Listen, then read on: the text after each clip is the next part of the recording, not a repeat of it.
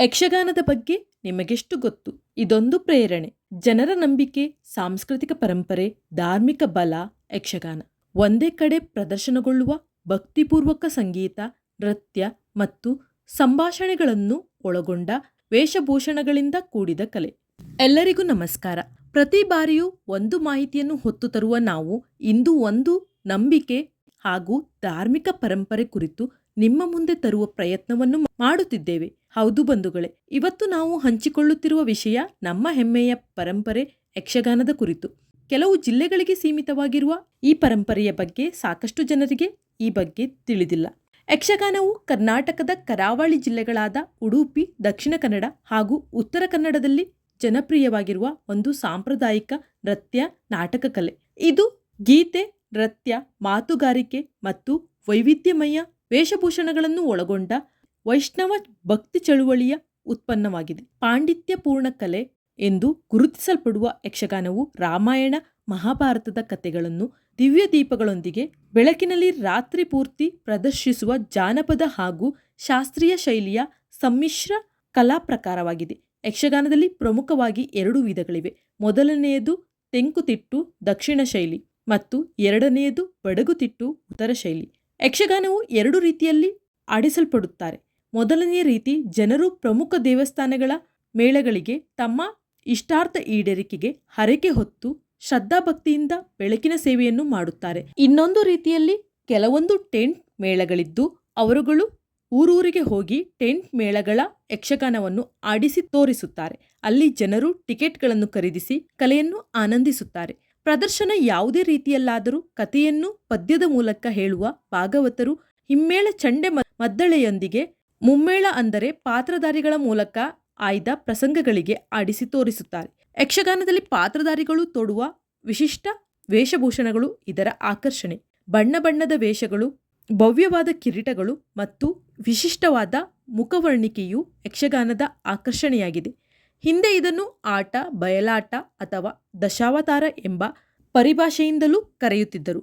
ಮೂಲಗಳ ಪ್ರಕಾರ ಸುಮಾರು 1600ರಲ್ಲಿ ಬದುಕಿದ್ದ ಪಾರ್ತಿ ಸುಬ್ಬ ಅವರನ್ನು ಯಕ್ಷಗಾನದ ಪಿತಾಮಹ ಎಂದು ಪರಿಗಣಿಸಲಾಗುತ್ತಿದೆ. ಯಕ್ಷಗಾನವು ಪೌರಾಣಿಕ ಮತ್ತು ಐತಿಹಾಸಿಕ ಕಥೆಗಳನ್ನು ಪ್ರಸ್ತುತಪಡಿಸುವ ಒಂದು ನಾಟಕೀಯ ರೂಪವಾಗಿದೆ. ಯಕ್ಷಗಾನ ಪದದ ಅರ್ಥ ನರದೇವನ ಹಾಡುಗಳು. ಯಕ್ಷ ಅಂದರೆ ನರದೇವ ಮತ್ತು ಗಾನ ಎಂದರೆ ಹಾಡು. ಯಕ್ಷಗಾನದ ಪಾತ್ರಧಾರಿಗಳು ತೊಡುವ ವೇಷಭೂಷಣಗಳ ಜೊತೆಗೆ ರಂಗಸ್ಥಳ ಮತ್ತು ವೇದಿಕೆಯ ವಿನ್ಯಾಸ ಮತ್ತು ಅನನ್ಯ ಚಿತ್ರಣವು ಪಾಶ್ಚಾತ್ಯ ಓಪೆರಾದಂತೆಯೇ ಇರುತ್ತದೆ. ಸಾಂಪ್ರದಾಯಿಕ ಯಕ್ಷಗಾನವು ರಾತ್ರಿಯಿಡೀ ನಡೆಯುತ್ತಿತ್ತು, ಆದರೆ ಇತ್ತೀಚಿನ ಬದಲಾದ ಜೀವನಶೈಲಿ ಹಾಗೂ ಇತರೆ ಕಾರಣಗಳಿಂದ ಕಾಲಮಿತಿಯೊಂದಿಗೆ ನಡೆಯುತ್ತಿದೆ. ಪ್ರಾಚೀನ ಭಾರತದ ಸಂಸ್ಕೃತ ಸಾಹಿತ್ಯದಲ್ಲಿ ಯಕ್ಷರು ಒಂದು ವಿಲಕ್ಷಣ ಬುಡಕಟ್ಟು. ಇದು ಕರ್ನಾಟಕದ ಕರಾವಳಿ ಜಿಲ್ಲೆಗಳಲ್ಲಿ ಹುಟ್ಟಿಕೊಂಡಿದೆ ಎಂದು ನಂಬಲಾಗಿದೆ. ಈ ನಾಟಕಗಳಲ್ಲಿ ರಚಿಸಲಾದ ಕವಿತೆಗಳ ನಿಜವಾದ ಪ್ರಾತಿನಿಧ್ಯವು 11ನೇ ಶತಮಾನದಲ್ಲಿ ವೈಷ್ಣವ ಭಕ್ತಿ ಚಳುವಳಿಯ ಸಮಯದಲ್ಲಿ ಪ್ರಾರಂಭವಾಯಿತು ಎಂದು ಹೇಳಲಾಗಿದೆ.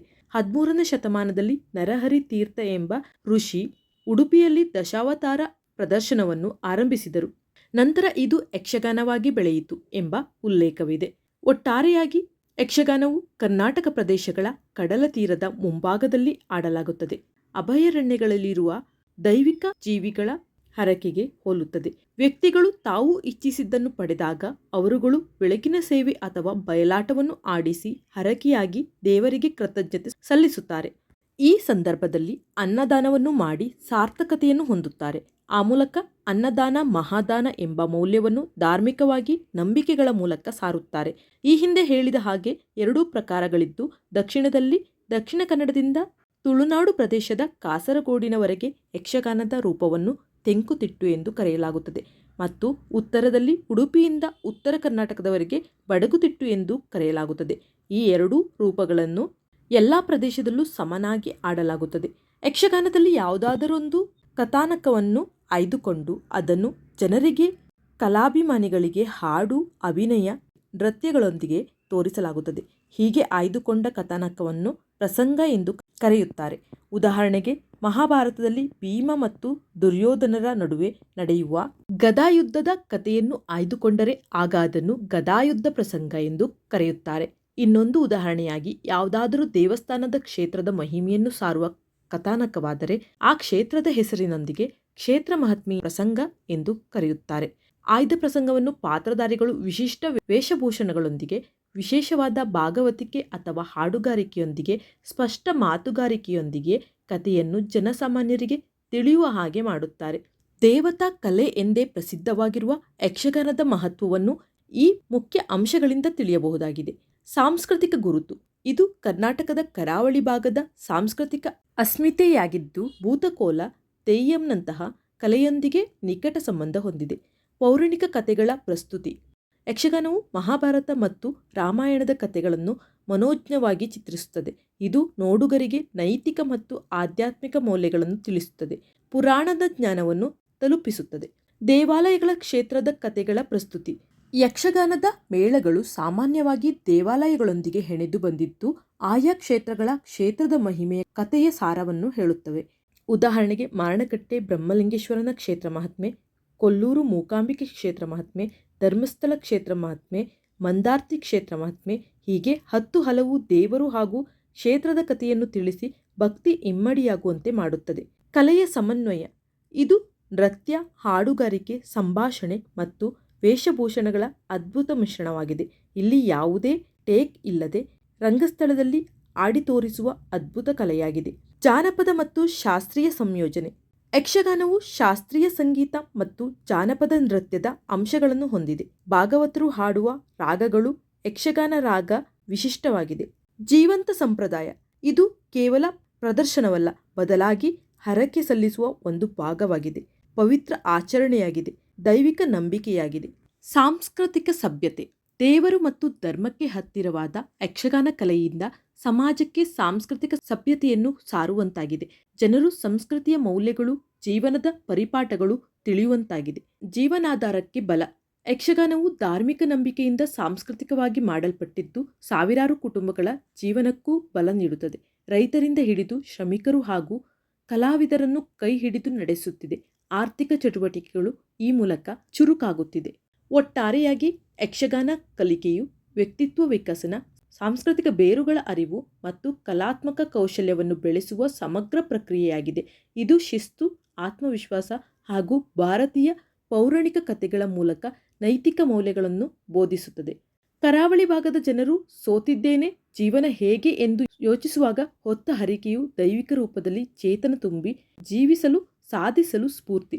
ರಂಗಸ್ಥಳ, ಚೌಕಿ, ಹಿಮ್ಮೇಳ, ಭಾಗವತಿಕೆ, ಪ್ರಸಂಗ ಪಾತ್ರಧಾರಿಗಳು, ವೇಷಭೂಷಣ, ಮಾತುಗಾರಿಕೆ, ನೃತ್ಯ, ನಟನೆಯನ್ನು ಒಳಗೊಂಡ ಧಾರ್ಮಿಕ ಸಾಂಸ್ಕೃತಿಕ ವೈಡೂರ್ಯ ಇದಾಗಿದೆ. ಇತ್ತೀಚೆಗೆ ನಡೆದ ಪಾಪಣ್ಣ ವಿಜಯ ಗುಣಸುಂದರಿ ಎಂಬ ಜನಪ್ರಿಯ ಪ್ರಸಂಗವನ್ನು ಮಾರಣಕಟ್ಟೆ ಮೇಳದವರು ಆಡಿ ತೋರಿಸಿದ್ದು, ಅದರ ತುಣುಕುಗಳು ನಿಮ್ಮ ಕಲಾ ನಿರೀಕ್ಷೆಗಾಗಿ. ಈ ಪ್ರಸಂಗದಲ್ಲಿ ಪಾಪಣ್ಣ ಎಂಬ ಧೀಮಂತ ವ್ಯಕ್ತಿ ಮತ್ತು ಗುಣಸುಂದರಿಯ ವಿವಾಹ ಹಾಗೂ ಅವರ ಜೀವನದ ಕಷ್ಟಗಳ ನಿವಾರಣೆಯ ಕಥೆಯನ್ನು ಒಳಗೊಂಡಿದೆ. ಇದು ಭಕ್ತಿ ಮತ್ತು ಸಾಹಸದ ಕಥೆಯಾಗಿದ್ದು, ಕುರೂಪಿ ಪಾಪಣ್ಣನನ್ನು ಗುಣವಂತೆ ಸೌಂದರ್ಯವತಿಯು ವಿವಾಹವಾದ ಕಥೆ, ಪಟ್ಟ ಕಷ್ಟಗಳು ಹಾಗೂ ನಂತರದ ಜಯ ಮತ್ತು ಅಂತಿಮವಾಗಿ ಇಬ್ಬರು ದೇವಾನುದೇವತೆಗಳ ಕೃಪೆಗೆ ಪಾತ್ರರಾಗುವ ಸನ್ನಿವೇಶಗಳು. ಜನ್ಮ ಕೊಟ್ಟವ ಅಪ್ಪ, ಜನ್ಮದಾತ ಅಪ್ಪ, ಹುಟ್ಟಿ ಕಾರಣಕರ್ತನಾದವ ಅಪ್ಪ. ಹಾಗಂತಿರುವ ಅಪ್ಪನಿಗೂ ಒಂದು ಸ್ಥಾನದ ಇದೆ. ಅಪ್ಪನಿಗೊಂದು ಸ್ಥಾನಮಾನ ಉಂಟು. ಎಲ್ಲಿ ತನಕ? ಯಾವಾಗ ಉಂಟು? ಮದುವೆ ಆಗುವ ತನಕ ಅಪ್ಪನಿಗಿಂತ ದೊಡ್ಡ ದೇವರು ಮತ್ತೆ ಯಾರು ಇಲ್ಲ. ಮದುವೆ ಆದ ಮೇಲೆ ಗಂಡನಿಗಿಂತ ದೇವರು ಅಪ್ಪನಲ್ಲ. ಸುಂದರಿ, ಈ ಗಂಡನೇ ಶ್ರೇಷ್ಠ ಅಂತ ಹೇಳಬೇಕಾದ್ರೆ ಏನಾದ್ರು ಸಾಕ್ಷ್ಯಾಧಾರ ಉಂಟ ನಿನ್ನಲ್ಲಿ? ಬೇಕೇನಪ್ಪ? ಏನು? ನಾನು ಹಿಂದಿನವರ ಚರಿತ್ರೆ ಕೇಳಿದ್ದೇನೆ. ಯಾವ ಚರಿತ್ರೆ?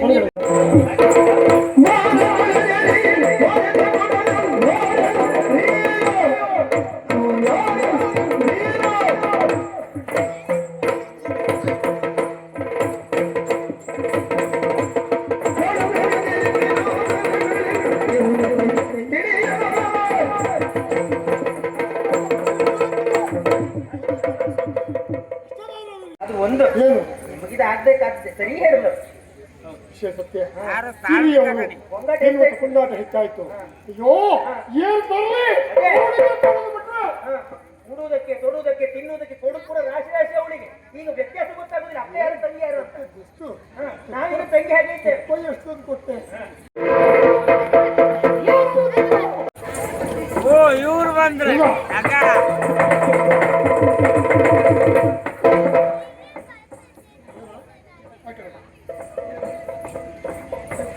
ಮುಲ್ಲೆ ಕೂಡ್ಸೋದ ಬಾಂದ್ರ ಬಾರಂದ್ರಿ ಹೋಗಂದ್ರ ಹೋದೆ ತಿರುಗಂದ್ರ ಯಾರದ ಹರಿಕೆ ಇದು? ಅದು ನಮ್ಮದು ಅಲ್ಲ ನಿಮ್ಮದು ಅಲ್ಲ ಹಾ ಅವ್ರದ್ದು ಯಾರು 50 ನಿನಗೆ ಗೊತ್ತಿಲ್ಲ ಯಾರು? ಬೇಡ ಯಾರು ಹೇಳಿದ್ರೆ ಬಿಟ್ಟವಾಡೆ ಲಕ್ಷ್ಮಣ ಬಾಬಡಿ ಲಕ್ಷ್ಮಣ ಅಥವಾ ಇದು ಅಲ್ಲ ಹರಿಕೆ ತೀರಿಸುವವರು ಯಾರು? ಕೆಟ್ಟಿತ್ತು ನಾವೇ ಈಗ ಎಷ್ಟು ಜನ ಕಾಯ್ತಾ ಇದ್ದಾರೆ. ಇದ್ರಲ್ಲಿ ಹಾ ಅದಲ್ಲ ನೋಡು, ಯಾಕೆ ಏನು ಅಂತ ಕೇಳ್ಬೇಕು. ಹೇಳಿಲ್ಲ ಯಾಕೆ?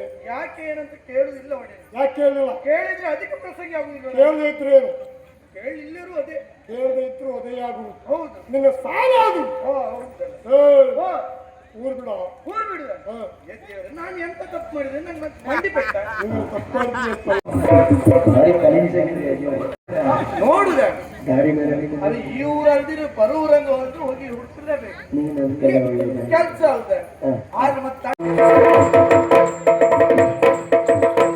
ಜೀವನ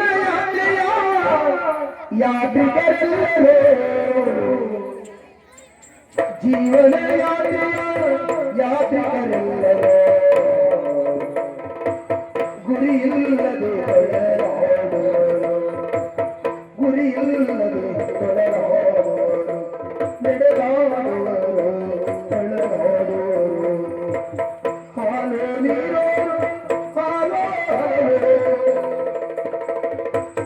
ಹಾಲು ನೀರು ಹಾಲು ಎನ್ನುತ್ತ ಜೀವನ ನಡೆಸುವರು ಎನ್ನುತ್ತ ಜೀವನ ನಡೆಸುವರು ಜೀವನ ಯಾತ್ರಿಕರೆಲ್ಲರೂ ಗುರಿಯಿಲ್ಲದೆ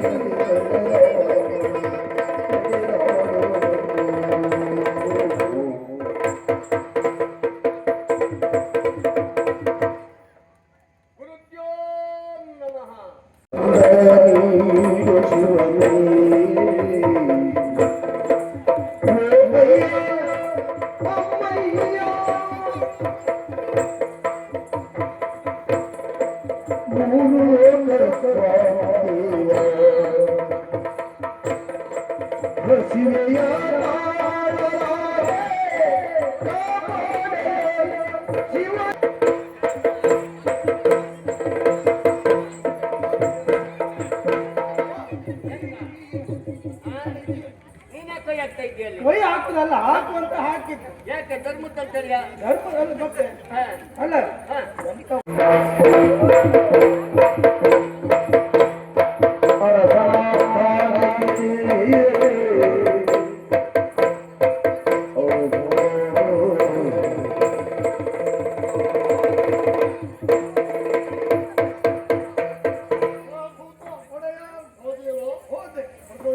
ಎಲ್ಲೆಡೆ ಹುಡುಕಡಿದ್ದು ಕರ್ಕೊಂಡು ಬಂದೆ. ನಿನ್ನನ್ನು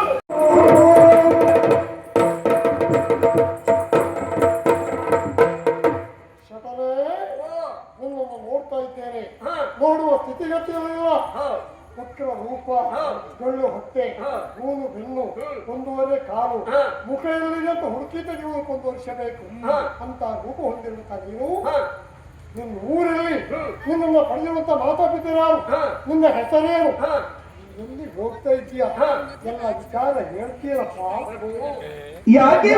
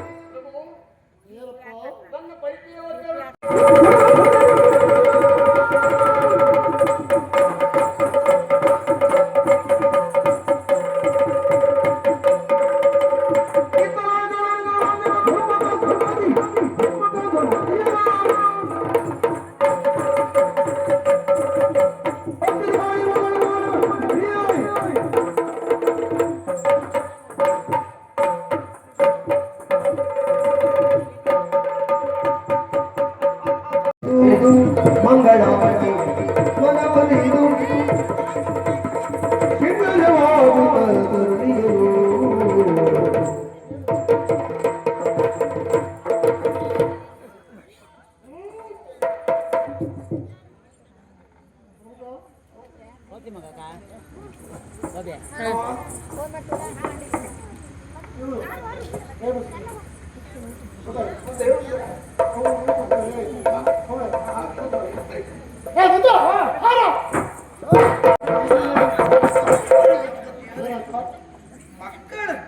ಬಾಳಿನ ಚಿಪ್ಪಿ ಇಲ್ಲೇ ಹೊತ್ತಾಕಿ ಬಾಳಿನ ಚಿಪ್ಪಿ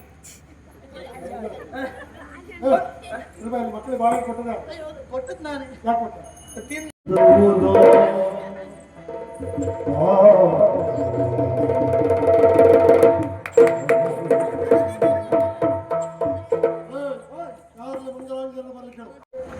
ಹೆಣ್ಣು ಮುಖ್ಯವಾಗಿ ಬಯಸುವುದು ತಾನು ಮರ್ಯಾದೆಯಿಂದ ಬದುಕಬೇಕು, ತಾನು ಮಾನವಂತೆಯಾಗಿರಬೇಕು ಎಂಬ ಕಾರಣಕ್ಕಾಗಿ ನೋಡಿ, ಯಾವ ಹೆಣ್ಣು ರೂಪವತಿಯಾಗಿರ್ತಾಳೋ ಆ ಹೆಣ್ಣಿನ ಗಂಡ ರೂಪಿಯಾಗಿರ್ತಾನೆ ಅಂತಾದ್ರೆ ಅವಳಿಗೆ ಆಪತ್ತು ಬರುವುದು ಹೆಚ್ಚು. ಯಾಕೆ? ಕಾಮುಕರ ದೃಷ್ಟಿ ಅವಳ ಮೇಲೆ ಇರ್ತದೆ, ಅವಳ ಗಂಡನಲ್ಲಿ ಫಲ ಇಲ್ಲ, ನಾವು ಹೋದ್ರೆ ಏನು ಅಂತ ಅವರ ಮನಸ್ಸಿನಲ್ಲಿ ಮೂಡುತ್ತದೆ. ಹೀಗಿದ್ದು ನಮ್ಮಲ್ಲಿಗೆ ಯಾರಾದ್ರೂ ಮೈ ಮೇಲೆ ಕೈ ಮಾಡೋದಕ್ಕೆ ಬಂದ್ರೆ ನಿಮ್ಮಿಂದ ನನ್ನನ್ನು ರಕ್ಷಣೆ ಮಾಡಿಕೊಳ್ಳೋದಕ್ಕೆ ಆಗುತ್ತದೆ.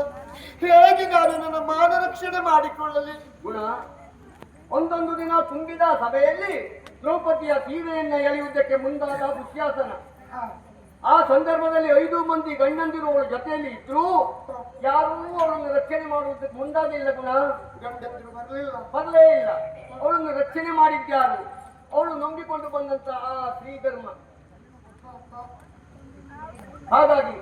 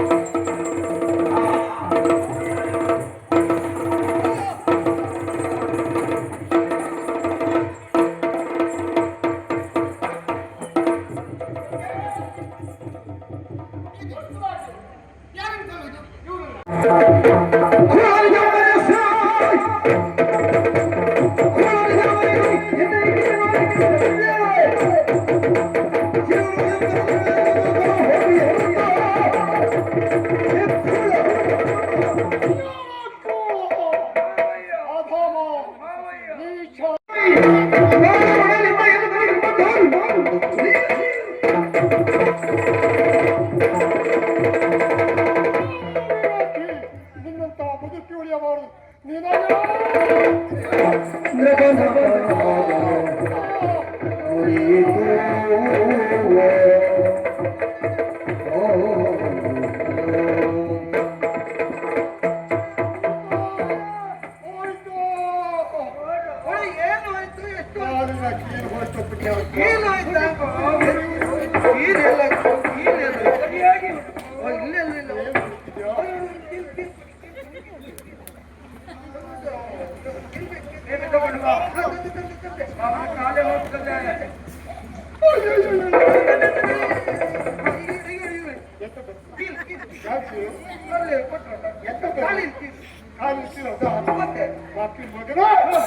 ಯಾವ ಕೀಲತ್ತು ಗೊತ್ತಾಗುದಿಲ್ಲ. ಕಾಲಿನ ಕೀಲು ಜಾರಿ ಹೋಯ್ತು, ಅದು ಹಾಕಿದ್ರೆ ಸರಿಯಾಗಲಿಕ್ಕಿಲ್ಲ.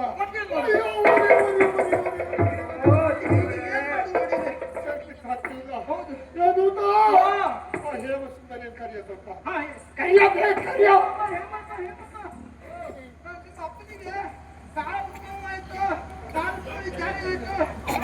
ಹೌದು, ಸೇವೆ ಮಾಡ್ಲಿಕ್ಕೆ ಬರ್ಬೇಕಂತೆ. ಹೌದು, ಯಾಕೆ ಹೌದೌದು ಏನಾಯ್ತಾ? ಅಲ್ಲ ಹೊಡಿನ ಅವರು ಮಧು ತಿನ್ಲಿಕ್ಕೆ ಹೋದ್ರೆ ಇದಕ್ಕೆ ತಂದ್ರಿನ ಮನೆಯಲ್ಲಿ ಮಧು ತಿನ್ಲಿಕ್ಕೆ ತುಂಬಾ ಮತ್ತೆ ಎಂತ ಮಧುಚಂದ್ರ ಬಗ್ಗೆ ಹಾ. ಎಲ್ಲಿ ಬೇಕಾದ್ರೂ ಹೋಗ್ಲಿ ಮತ್ತು ಬಿಡ್ತಾರಲ್ಲ ಹೌದು. ರೂಪ ಅವಳನ್ನು ಕರಿಯ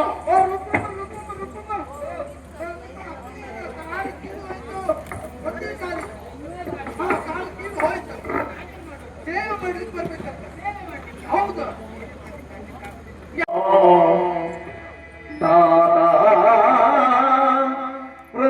ವೃದ್ಧಾಪ್ಯದು ಈ ತೆರನ ಕ್ರೋಧವಿದೋ ರೀತಿಯಲ್ಲವೋ ಇದು ರೀತಿಯಲ್ಲವೋ ಜೀವಧಾತುಕವ ಎಣಿಸುವರೇ ಪ್ರೀತನೋ ತುಳಿಯೇ ದುರ್ನೀತಿಯಲ್ಲವೇ ಪ್ರೀತನೋ ತುಳಿಯೇ ದುರ್ನೀತಿಯಲ್ಲವೇ ಕೇಳಿದಾದ ಲಿಪಿ ಮೀರಲವೇ ಪೇಳಿದಾದ ಲಿಪಿ ಮೀರಲವೇ ತಾವು ಬಂದಿದ ನಿಮ್ಮನ ತಳುವುದು ಬಜರಿಸಿ ಜಾತೆ ಮಂದಿರ ಪ್ರತಿಸುತ್ತ ಬೇಡಿ ನಿರತ ಅರಗಿರಿ ಜಯೋ ಪೂಜಿಸುತ್ತ ಪಾಪಿತನು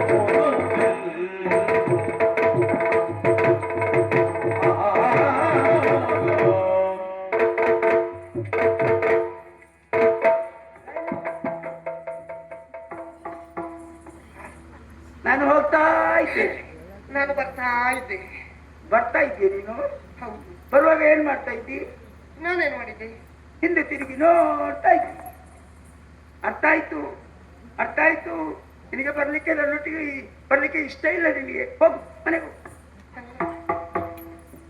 ಹಕ್ಕಿಗೆ ಗೂಡಿನ ಆಸೆ ಹೆಣ್ಣಿಗೆ ತವರಿನ ಆಸೆ ಹಾ ಯಾರು ಎಷ್ಟೇ ಹೇಳಲಿ ಹಾ ನಮಗೆ ಆ ಕಡೆ ಆಸೆ ಇಲ್ಲ ಪ್ರೀತಿ ಇಲ್ಲ ಅಂತ ಮತ್ತೆ ನೋಡಿ ಏನು ಒಂದೊಂದು ಹೆಜ್ಜೆ ಇಟ್ಟಾಗಲೂ ಹಾ ನನ್ನ ಮನಸ್ಸು ಹಿಡಿದಿಳಿದ ಹಾಗೆ ಹಾ ಹಾ ನನ್ನ ಕಣ್ಣ ಮುಂದೆ ನನ್ನ ತಂದೆಯೇ ಬಂದ ಹಾಗೆ ತಂದೆಯೇ ನಿಂತ ಹಾಗೆ ಹಾ ಯಾಕೋ ನನಗೆ ತಂದೆಯ ನೆನಪಾಯಿತು ನಿನ್ನ ತಂದೆಯ ನೆನಪಾಯ್ತು ಆದ್ರೆ ಅವರಿಗೆ ನಿನ್ನ ನೆನಪಿರ್ಬೇಕಲ್ಲ ಹಾಗೆ ಹಾ ತವರು ಮನೆಯಿಂದ ಬಂದ ದಾರಿಯನ್ನು ಕಂಡಾಗ ಎಷ್ಟು ಸಂತೋಷ ಆಗುದು ಗೊತ್ತಾ ಯಾಕೆ ನಾವು ದೂರದ ಊರಿಗೆ ಹೋದಾಗ ಹಾ ತವರು ಊರಿಗೆ ಹೋಗುವಂತ ಒಂದು ದಾರಿ ನೋಡಿದ್ರೆ ಹಾ ಇದರಲ್ಲಿ ನೇರ ಹೋದ್ರೆ ನನ್ನ ತವರು ಮನೆಗೆ ಹೋಗುತ್ತದೆ ದಾರಿ ಸರಿಯಾಗಿ ಉಂಟು ಅದ್ರಲ್ಲಿಯೇ ಬಂದದ್ದು ಅದ್ರಲ್ಲಿ ಹೋಗು ಹೋಗು ಅಲ್ಲೇ ಇರು ನೀನು ಹೋಗ ಹಾ ಹೋಗುವ ಮುಂದೆ ಹೋಗು ಎಲ್ಲಿಗೆ ನೀವು ಎಲ್ಲಿಗೆ ಹೇಳ್ತೀರೋ ಹಾಗೆ ಹಾ ನೆರಳು ಬಂದಾಗ ಬರ್ತೇನೆ ನಾನು ಹಿಂದೆ ತಿರುಗಿ ಇನ್ನು ನೋಡುದಿಲ್ಲ ಇನ್ನು ಅಲ್ಲಿ ತಿರುಗಿ ನೋಡಿದ್ರೆ ಏನಾಗ್ತದೆ ತಿರುಗಿ ನೋಡಿದ್ರೆ ನಿನ್ನ ಅಪ್ಪನ ಮನೆ ನೆನಪಾಯ್ತು ಅಂತ ನಿನಗೆ ನಿನ್ನ ಮನಸ್ಸಿಗೆ ನೋವಾಗ್ತದೆ ಇಲ್ಲ, ಇಲ್ಲ. ಇಲ್ಲಲ್ಲ ಹೋಗುವ ಇನ್ನಲ್ಲಿಗೆ ಹೋಗ್ಲಿಕ್ಕೆ ಇಲ್ಲ ಬರ್ಲಿಕ್ಕೂ ಇಲ್ಲ ಹೋಗ್ಲಿಕ್ಕಿಲ್ವೇ ಮುಂದೆಲ್ಲಿಗೆ ಹೋಗುದು ಎಲ್ಲಿಗೆ ಬರ್ಬೇಕು ಅಲ್ಲಿಗೆ ಬಂದಿದ್ದೇವೆ ನಾವು ಇದೆ ಇದು ನಾನು ಹಿಂದೆ ಇದ್ದ ಊರು ಇದೆ ನೀವು ಮೊದಲು ಇಲ್ಲೇ ಇದ್ದೀರಾ ಇಲ್ಲೇ ಊರಲ್ಲಿ ಬೆಳೆದದ್ದು ನಾನು ಗೊತ್ತಾಯ್ತು ಭಿಕ್ಷೆ ಬೇಡಿ ಹೊಟ್ಟೆ ತುಂಬಿಕೊಂಡದ್ದು ಇದೇ ಊರಲ್ಲಿ ಇಲ್ಲಿ ತುಂಬಾ ಭಿಕ್ಷುಕರೆಲ್ಲ ಇದ್ರು ಹಾ ಯಾಕಂದ್ರೆ ವಿಶಾಲವಾದಂತ ಒಂದು ಸ್ಥಳ ಇದು ಇದು ದೊಡ್ಡ ಊರಲ್ವಾ ಇಲ್ಲಿ ನೀವು ಅವ್ರ ಜೊತೆಲಿ ಇದ್ದಿದ್ರಾ ಹೌದು ಆ, ಹೌದು ನೋಡಲಿ ನೋಡಿ ಇವರೆಲ್ಲ ಎದ್ದು ಹೋಗುದಲ್ಲ ಆಚೆ ಈಚೆ ಇವ್ರು ಎದ್ದು ಹೋಗುದು ಯಾಕೆ ಆಗಿ ಓಡುದು ಹಾ, ಕೈಯಲ್ಲಿ ಕತ್ತಿ ದೊಣ್ಣೆ ಬಡಿಗೆ ಹಿಡ್ಕೊಂಡು ಹೌದು ಓ ಬಂದ ಅಪಾಯಕಾರಿ ವ್ಯಕ್ತಿ ಬಂದ ಅಂತನ ಯಾರು ನಿಂತು ಹೇಗೆ ನಿಮಗೆ ನನಗೆ ನನಗೆ ಅಪಾಯಕಾರಿ ವ್ಯಕ್ತಿ ಅಂತ ಯಾರಾದ್ರೂ ಒಬ್ಬ ಹೇಳಿ ಅಲ್ಲ ಗೊತ್ತಿವ್ರೇನು ಆಚೆ ಈಚೆ ಅವರು ಓಡಾಡುದು? ಕತ್ತಿ ದೊಡ್ಡೆಲ್ಲ ಹಿಡ್ಕೊಂಡದ್ದು ನನಗಾಗಿ ನಿಮಗಂದ್ರೆ ನನಗಾಗಿ ಓಡಿಸುವುದಕ್ಕಲ್ವಾ ಆ ಇನ್ನು ಪಾಪಣ್ಣ ತನ್ನ ಸತಿ ಸಮೇತನಾಗಿ ಬಂದಿದ್ದಾನೆ ಇರುವುದಕ್ಕೆ ಅವನಿಗೊಂದು ಗುಡಿಸಲಾಗಬೇಕು ಮನೆ ಆಗಬೇಕು ಅಂತ ಹೇಳಿ ಅದನ್ನು ಎಲ್ಲ ಕಂಬ ತರಲಿಕ್ಕೆ ಆ ಕತ್ತಿ ಆಗ ಬಂದಾಯ್ತು ನೋಡು ಕಂಬದ ಹೊರೆಯೇ ಬಂತು ಮನೆ ಮಾಡುವುದಕ್ಕ ಮತ್ತೆ ಮನೆ ಮನೆ ಅಯ್ಯಯ್ಯೋ ನೋಡಿ ಈಗ ಒಂದಿಷ್ಟು ಜನ ಮನೆ ಮಾಡ್ತಿದ್ರು ಎಷ್ಟು ಬೇಗ ನೋಡಲ್ಲಿ ಮಾಡು ಕಂಬ ಉಗಿದಾಯ್ತು ಅದಕ್ಕೆಲ್ಲ ಕಟ್ಟಿ ಆಯ್ತು ಅವರು ಹೌದು. ಅಲ್ವಾ ಹೌದು ನೋಡಿ ಏನು ಒಂದು ಕೋಣೆ ಬೇಕಿತ್ತು ಯಾರಿಗೆ ಕೋಣೆ ನಾವಿಬ್ರು ಇರುದು ಕೋಣೆ ಅಂತದಕ್ಕೆ ಒಂದೇ ಕೋಣೆ ಸಾಕು ಮತ್ತದು ಕೋಣೆ ಅಂತದ್ದು ಯಾರಿಗೆ ಕೋಣೆ ಕೋಣೆ ನೀನ್ ಹೇಳಿದ್ಯಲ್ಲ ನಮಗೇನು ಕೋಣೆ ಮತ್ತದ ಕೋಣೆ ನಾನು ತಂದೆಯಿಂದ ಯಾವ? ಮಂಗಳ ಗೌರಿ ಮೂರ್ತಿಯನ್ನು ತಂದಿದ್ದೇನೆ. ಅದಕ್ಕೆ ಮನೆಯಂತಾದ ಮನೆಯಲ್ಲಿ ಒಂದು ದೇವರ ಕೊನೆ ಪ್ರತ್ಯೇಕವಾಗಿ ಬೇಕು. ಹೌದು. ಇದು ನಮಗೆ ಅರಮನೆ. ಅದಕ್ಕೆ ಇನ್ನೊಬ್ರು ಹೇಳುವವರಿಲ್ಲ, ಕೇಳುವವರಿಲ್ಲ. ಇದೇ ಅರಮನೆ. ಹಾ. ಅರಮನೆಯಲ್ಲಿ ಬೇರೆ ಬೇರೆ ಮಲಗುದಲ್ಲ, ಒಟ್ಟಿಗೆ ಮಲಗಬೇಕು. ನೀವು ಹಾಗೆ ಮಲ್ತೀರಿ ನೋಡಿದ್ರಿ ನೆಲವನ್ನ. ಏನಾಗಿದೆ? ಇನ್ನೊಂದ್ ಕಡೆ ಹೊಂಡ, ಇನ್ನೊಂದ್ ಕಡೆ ದಂಡೆ. ಹೌದು ನಿಮ್ಮ ಈ ಬೆನ್ನು ನೋಡಿ ಹೇಗಿದೆ? ಹೌದು, ಬೂದು ಬೆನ್ನು. ಇದಕ್ಕೆ ಸರಿಯಾಗಿಯೇ ಇದೆ. ಹಾ. ಈ ಹೊಂಡಕ್ಕೆ ನನ್ನ ಬೆನ್ನು, ದಂಡೆಗೆ ಮಂಡೆ. ಒಳ್ಳೆ ದಿಂಬು ಕೊಟ್ಟು ಹಾಕ್ತಾರೆ. ಏನಿಲ್ಲ, ಒಳ್ಳೆ ನಿದ್ರೆ. ಹಾಗಾದ್ರೆ ಮಲಗಿ. ಮಲಗಿಲ್ಲ? ದೇವರೊಂದೊಂದು ಸೃಷ್ಟಿ ಮಾಡುವುದಂತ ಮತ್ತೆ ಅದು ಮಾಡುವವರು ಹಾಗೆ ಅಲ್ತೇನಾ? ಮಲಗಿ ಮಲಗಿ ಮಲಗಿ ಬೇಗ, ಇನ್ನು ರಾತ್ರಿ ಕಡಿತ ಬರ್ತೇವೆ. ಹಾಗೆ ಬೇಗ ಹೋಗ್ಬೇಕು. ಹೌದು.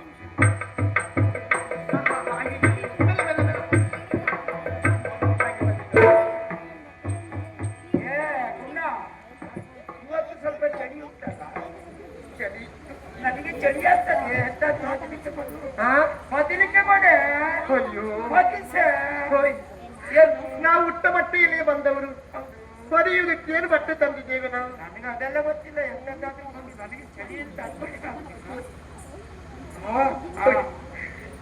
ಯಾವುದಾದ್ರೂ ನಿಮ್ಮ ಒಂದು ಉತ್ತರೀಯವನ್ನು ನೀವು ಬಿಟ್ಟು ಬರಲಿಲ್ಲ. ಬಿಡುವುದಿಲ್ಲ, ಬಿಟ್ಟು ದಿನ ನಡೆಯುವುದಿಲ್ಲ. ಸಾಕು. ಕಾದಿಲ್ಲ. ಕಾಲಿಗ ಹಾ ಹಾ. ಅಯ್ಯೋ ತಲೆವಾದ ಚಳಿಯಿಂದ ಬರ್ತದೆ. ಅಲ್ಲೇ ಹೌದೌದು. ಈ ಗಾಳಿ ಬೀಸಿದ್ರೆ ಚಳಿ ಆಗುದು. ಹೆಚ್ಚಾಗುದು. ಹಾ ಹಾ ಅಯ್ಯೋ, ಕಾಲು ಬಿಸಿಕೊಳ್ಳಿಕ್ಕಾಗುದಿಲ್ಲ. ಕಾಲು ತಲೆ, ತಲೆ. ಹಾ ಹಾ ಹಾ. ಮನೆಗೆ ಮನೆಗೆ ಈಗ ಆಗುದಿಲ್ಲ. ಹಾ? ನನ್ನ ಹತ್ರ ಆಗುದಿಲ್ಲ. ಎಳಿಬೇನೆ. ಎಂತದ್ದು ನೀವು ಅದು? ಅದು ಕಾಲಿಗೆ ಬಂದ್ರೆ ನೀರು ಅಲ್ಲ, ಹೊಡೆದು- ನಿಮಗೇನಾಗಿದೆ? ಕಾಲಿಗೆ ಹೊದಿಸಿದ್ರೆ ತಲೆಗೆ ಚಳಿ ಬರುದಿಲ್ಲ. ಚಳಿ ತಲೆಗೆ ಹೊದಿಸಿದ್ರೆ ಕಾಲಿಗೆ ಚಳಿ ಬರುದಿಲ್ಲ. ನಮ್ಮ ಪರಿಸ್ಥಿತಿ ಎಲ್ಲಿಗೆ ಬಂದಿದೆ ಗೊತ್ತಾ? ಏನು? ಕಾಲಿಗೆ ಹಾಕಿದ್ರೆ ತಲೆಗಿಲ್ಲ, ತಲೆಗೆ ಹಾಕಿದ್ರೆ ಕಾಲಿಗಿಲ್ಲ. ಒಮ್ಮೊಮ್ಮೆ ಹಾಗೆ. ಈ ಪರಿಸ್ಥಿತಿಯಲ್ಲಿ ಇದ್ದಾಗ ನಾವೇನ್ ಮಾಡುದು? ಅಯ್ಯೋ ನನ್ನ ತಲೆಗಿಲ್ಲ, ನನ್ನ ಕಾಲಿಗಿಲ್ಲ ಅಂತ ಹೇಳುದಲ್ಲ. ಅದನ್ನ ಮಾಡುದು. ಅದಕ್ಕೊಂದು ಮಾತು ಗೊತ್ತಾ ನಿಮಗೆ? ಯಾವುದು? ಇದ್ದಷ್ಟು ಹಾಸಿಗೆ ಇದ್ದಷ್ಟೇ ಕಾಲು ಚಾಚಬೇಕು, ಚಾಚಿ- ಆದಾಯ ಇದ್ದಷ್ಟೇ ಖರ್ಚು ಮಾಡಬೇಕು. ಈಗ ಚಾಚಿಗೆಲ್ಲ ಖರ್ಚು ಮಾಡ್ಲಿಕ್ಕೆ ಹೊರಟ್ರೆ ಸಾಲ ಮಾಡ್ಬೇಕು. ಸಾಲ ಮಾಡಿದ್ರೆ ಸಾಲವೇ ನಮ್ಗೆ ಚೂರ ತೀರಿಸುವುದಕ್ಕಾಗದೆ ಆತ್ಮಹತ್ಯೆ ಮಾಡ್ಕೊಳ್ಬೇಕಾಗ್ತದೆ. ಆಮೇಲೆ ನನ್ನ ಕರ್ಮ ಸಾಲ ಕೊಡುವವರು ಯಾರು ಅಂತ ಮಾತ್ರ. ನಾವು ಸಾಲ ಮಾಡ್ಲಿಕ್ಕೆ ಹೊರಟೆ ಕೊಡುವವರು ಬೇಕಲ್ಲ. ಇಲ್ದಿದ್ರೆ ಇದ್ದಿದ್ರನ್ನೇ ಸುಧಾರಣೆ ಮಾಡಿ. ನನಗೆ ಮತ್ತೆ ಬಡವನಿಗೆ ದೊಡ್ಡ ಆಸೆ ಬೇಡ. ನೀನು ಪುರಾಣ ಹೇಳಬೇಡ. ನನಗೆ ಇದು ಚಳಿ ಆಗದೆ ಇದ್ದಕ್ಕೆ ಒಂದು ಮುತ್ತು ಕೊಟ್ಟು ನಾನೊಂದು ವ್ಯವಸ್ಥೆ ಹೇಳ. ಏನಾದ್ರೂ ಮಾಡು. ಸುಧಾರಣೆ ಅಂತ ಹೇಳಿದ್ರೆ ಹೇಗೆ ಗೊತ್ತಾ? ಹೇಗೆ? ಈಗ ಗಂಜಿ ಉಂಟಾ, ಅನ್ನ ಇಲ್ಲವಾ? ಇಲ್ಲ. ಆ ಗಂಜಿ ಕಡಿಮೆ ಆಗ್ತದ, ಅದಕ್ಕೊಂದಿಷ್ಟು ನೀರು ಹಾಕಿದ್ರೆ ಸರಿ, ಉದ್ದ ಆಗ್ತದೆ. ಅದು ಸಾಕು. ಅಂದ್ರೆ ಅದು ಸುಧಾರಣೆ ಮಾಡ್ಕೊಳ್ಳುವ ಕ್ರಮ. ಇದು ತುಂಡು ಬಟ್ಟೆ ಇದ್ರೆ ಕಾಲು ಹೀಗೆ ಉದ್ದಕ್ಕೆ ನೀಡಿಕೊಳ್ಳುವುದಲ್ಲ. ಮತ್ತೆ ಕಾಲನ್ನ, ಕೈಯನ್ನ, ತಲೆಯನ್ನ ಎಲ್ಲವನ್ನು ಹೀಗೆ ಬಗ್ಗಿಸಿ ಮಡಚಿ ಮಲಗುದು.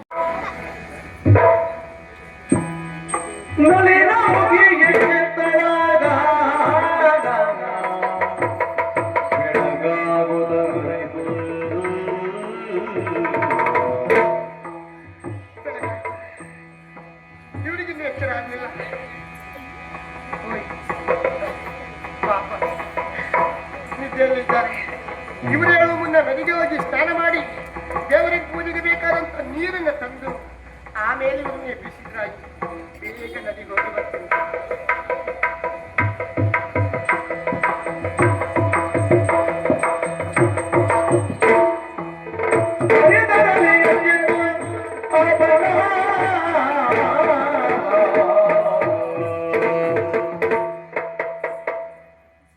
ನಿದ್ದೆ ಬಂದಿದೆ ಅಂತ ಅವಳು ತಿಳ್ಕೊಂಡದ್ದು. ನನಗೆಲ್ಲಿ ನಿದ್ದೆ ಬಂದಿದೆ? ನನ್ನಂತ ಪಾಪಿಯ ಕೈ ಹಿಡಿದಂತಹ ಇವಳಿಗೂ ಇಷ್ಟು ಕಷ್ಟದ ದಿನಗಳನ್ನ ಕಳೆಯಬಹುದಾದಂತಹ ಪರಿಸ್ಥಿತಿ ಬಂತಲ್ಲ ಅಂತ ನಾನು ಯೋಚನೆ ಮಾಡ್ತಾ ಇದ್ದೆ. ನಿದ್ದೆನೇ ಬರ್ಲಿಲ್ಲ. ಎದ್ದು ನದಿಯ ಕಡೆ ಹೋಗಿದ್ದಾಳೆ. ಸಾಕು, ಮಹಾಪತಿವ್ರತ ಎನ್ನುವುದರಲ್ಲಿ ಸಂದೇಹ ಇಲ್ಲ. ಆದ್ರೆ ಲೋಕಮುಖಕ್ಕೆ ಪರೀಕ್ಷೆ ಮಾಡ್ಬೇಕಲ್ಲ, ನಾನೇ ಯಾರು ಅಂತ ಗೊತ್ತಾಗ್ಬೇಕಲ್ಲ. ನೋಡು ನದಿಯ ಕಡೆ.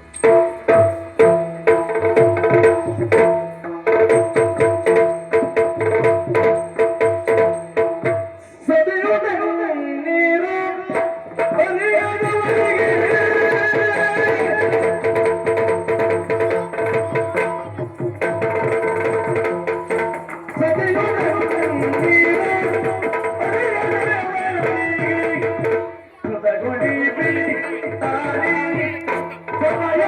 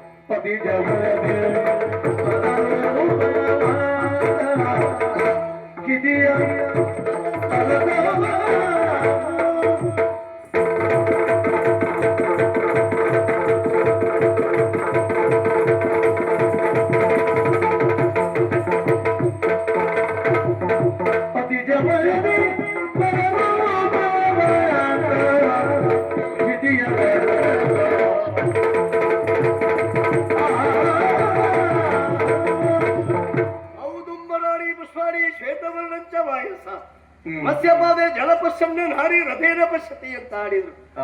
ಈ ಪ್ರಪಂಚದಲ್ಲಿ ಬೆಳೆಯ ಕಾಗೆಯನ್ನಾದ್ರೂ ನೋಡಬಹುದಂತೆ, ಅತ್ಯ ಹೂವನ್ನಾದ್ರೂ ಕಾಣಬಹುದಂತೆ, ನೀರಿನಲ್ಲಿ ಸಂಚರಿಸಬಹುದಾದಂತಹ ಮೀನಿನ ಹೆಜ್ಜೆಯನ್ನಾದ್ರೂ ಗುರುತಿಸಬಹುದು. ಆದರೆ ಹೆಣ್ಣಿನ ಮನಸ್ಥಿತಿಯನ್ನು ತಿಳಿಯುವುದು ಬಹಳ ದುರ್ಲಭ ಎಂದು ಆಡಿದ್ರಲ್ಲ. ಯಾಕೆ ಹೇಳಿದ್ರೆ ಸತ್ಯಾಂಶವನ್ನು ತಿಳಿಬೇಕೆನ್ನುವ ಕುತೂಹಲ ನನಗೆ ಅಧಿಕವಾಯಿತು. ಸಂದರ್ಭವೇ ಸಿಗಲಿಲ್ಲ. ಅದ್ಯಾರದು ಕಂಚಿನ ಕೊಡವನ್ನು ಬಿಡಿದು ಅಂತ ಗಮನೆಯೊಬ್ಬಳು ಸಂಚರಿಸ್ತಾ ಇದ್ದಾಳೆ. ಅವಳನ್ನು ನೋಡ್ತೇನೆ.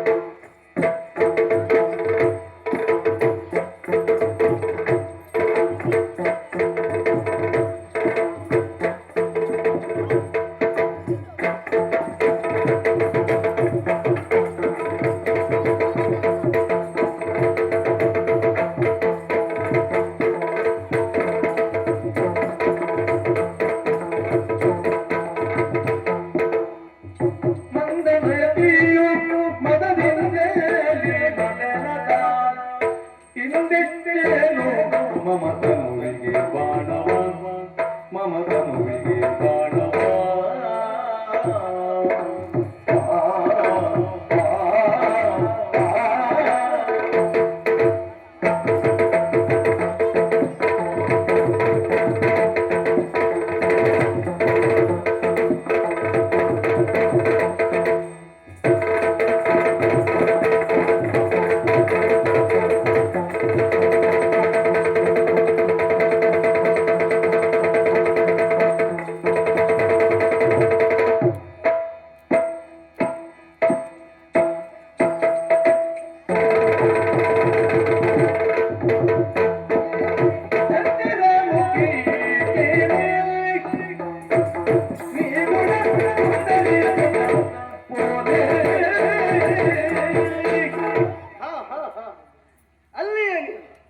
ನಿನ್ನನ್ನು ಕಂಡಾಗ ಮಾತನಾಡುವಂತಹ ಕುತೂಹಲ ಅಧಿಕವಾಯಿತು.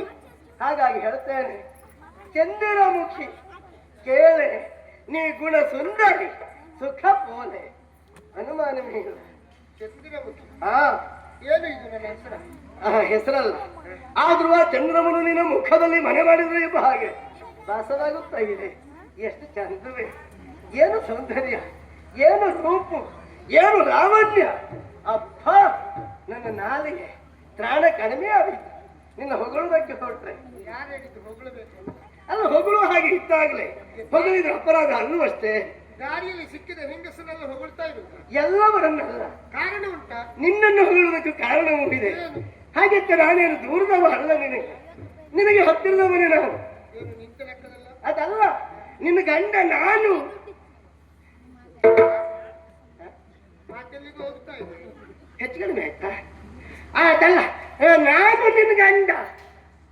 ಈಗ ಸರಿ ಆಯ್ತಾ? ಸರಿ ಆಗಲ್ಲ? ಬರುವಾಗ ಎಲ್ಲಿಗೆ ಹೋಗಿ ಬಂದೆ? ಅಲ್ಲ, ನಾನು ನೇರ ಬಂದಿದ್ದೆ, ಎಲ್ಲೂ ಹೋಗ್ಲಿಲ್ಲ. ನೇರ ಇಲ್ಲಿಗೆ ಬಂದದ್ದು ಅಥವಾ ಮತ್ತೆಲ್ಲಿಗೋ ಹೋಗಿ ಆಮೇಲೆ ಇಲ್ಲಿಗೆ ಬಂದದ್ದು? ಅಲ್ಲ, ಬರುವಾಗ ಹಾಗಾದ್ರೆ ಯಾರು ಸಿಕ್ಕಿದ್ರು ಅವ್ರ ಜೊತೆ ಸೇರ್ಲೂ ಇಲ್ಲ. ನನ್ನಷ್ಟಕ್ಕೆ ನಾನು ಬಂದಿದ್ದೆ. ಬರುವಾಗ ಸಿಕ್ಕಿದ್ರೆ ಮಾತ್ರ ಸೇರೋದು ಬಹುಶಃ. ಅಲ್ಲ, ಕೆಲವರು ಅದೇ ನಿರೀಕ್ಷೆಯಲ್ಲಿ ಇರ್ತಾರೆ, ಯಾರು ಸಿಗ್ತಾರಪ್ಪ ಅಂತ. ನಮ್ಮ ಅಭ್ಯಾಸವೇ ಇಲ್ಲ. ಕೆಲವರ ವಿಷಯ ಅಲ್ಲ, ನಾನೀಗ ನಿಮ್ಮ ವಿಷಯ ಹೇಳುದು. ಅದು ನನ್ನ ವಿಷಯವೇ ಹೇಳುದು ನಾನು. ಯಾಕಂದ್ರೆ ಇಲ್ಲಿ ಬಂದಾಗ ಮನಸ್ಸಿನಲ್ಲಿ ಇರುವುದು ಒಂದು ಬಹುಶಃ, ಮಾತಾಡುವಾಗ ಅದು ತಡವರಿಸುದು, ಏನೇನೋ ಆಗಿ ಹೋಗುದು. ಹಾಗಾಗ್ಬೇಕಾದ್ರೆ ಕಾರಣ ಇದೆ. ಅತಿಯಾದಂತಹ ಸಂತೋಷ ಆದವಾಗಲೂ ಹಾಗಾಗ್ತದೆ. ಮಾತ್ರ ಅಲ್ಲ, ಇನ್ನು ಹೇಳುವ ಅವಸರದಲ್ಲಿ ಕೂಡ ಹಾಗಾಗ್ತದೆ. ಇದು ಹೇಳುವ ಅವಸರ ಆದದ್ದು ಏನು, ನಾನು ಮತ್ತೆ ಹೇಳಬೇಕಾದದ್ದನ್ನು ಬಿಟ್ಟುಬಿಟ್ಟಿದ್ದೇನೆ. ಶಬ್ದವನ್ನ ಅದು ಸೇರಿಸಬೇಕಾದದ್ದು. ಮಧ್ಯ ಸೇರಿಸಲಿಲ್ಲ.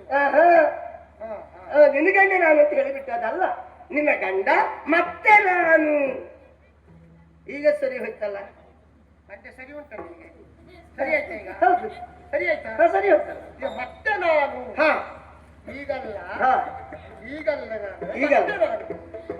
ಈಗಲ್ಲ, ಮತ್ತೆ ನಿನ್ನ ಗಂಡ ಅಂತ ಆಗ್ತದೆ ಅಲ್ವಾ? ಅದು ಬೇಡ. ಇನ್ನು ನೀನು ನೇರವಾಗಿ ಹೇಳ್ತೇನೆ, ನಿನ್ನ ಗಂಡ ಬೇರೆಯಲ್ಲ, ನಾನು ಬೇರೆ ಅಲ್ಲವೇ? ನೀನು ಯಾವ ಗುರುಕುಲದಲ್ಲಿ ಕಲ್ತದ್ದು ಮಾರಾಯ? ಎಂತದ್ದು? ನಿನಗೆ ಅಭ್ಯಾಸ ಮಾಡಿಸಿದವರೇ? ಅಲ್ಲ, ಇದು ತಪ್ಪಾಯ್ತಾ? ಅಲ್ಲ, ಇದು ತಪ್ಪಾಯ್ತಾ?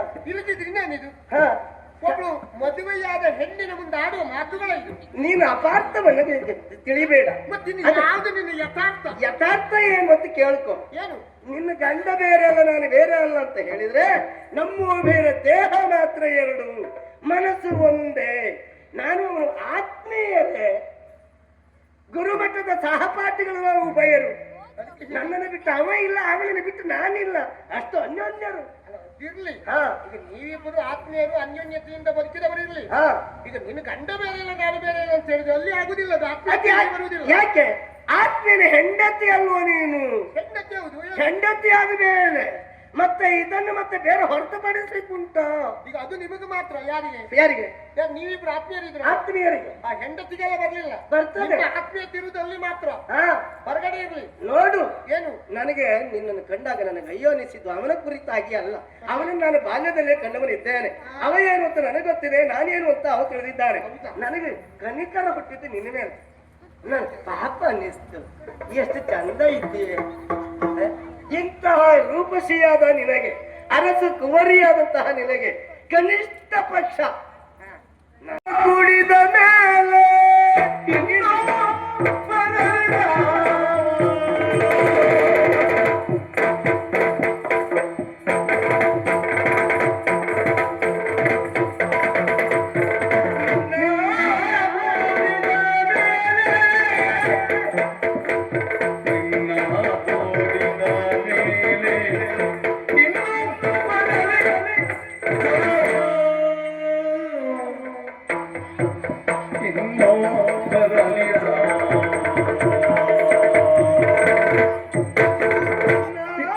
ಕೂಡಿದ ಮೇಲೆ ಇನ್ನೂ ಬರಲಿ ಸಾಕು. ಇನ್ನೂ ಬರಲಿ ಸಾಕು. ಇನ್ನೂ ಬರಲಿ ಸಾಕು. ನಿನ್ನನ್ನು ಬಿಟ್ಟಿರಲಾರೆನು ನಿನ್ನ ಬಿಟ್ಟಿರಲಾರೆನು ಓ ಹೆಣ್ಣೆ, ನಿನ್ನ ಬಿಟ್ಟಿರಲಾರೆನು.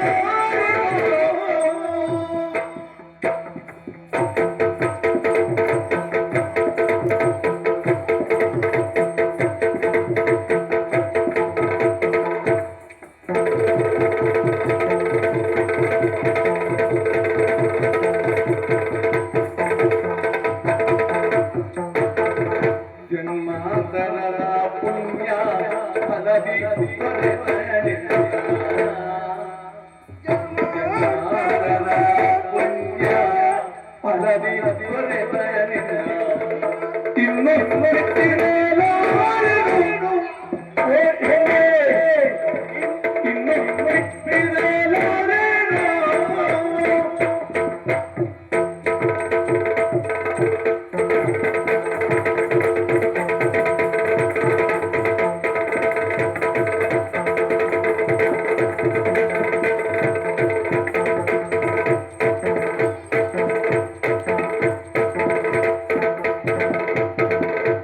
ನಿನ್ನ ಗುಡಿದರೆ ಇನ್ನು ಬರಲಾರೆ.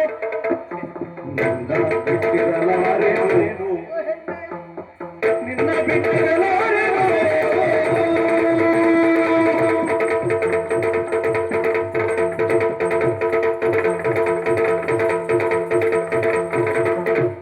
ನಿನ್ನ ಕುಡಿದ ಮೇಲೆ ಇನ್ನೂ ಬರಲಿ ಸಾಕು.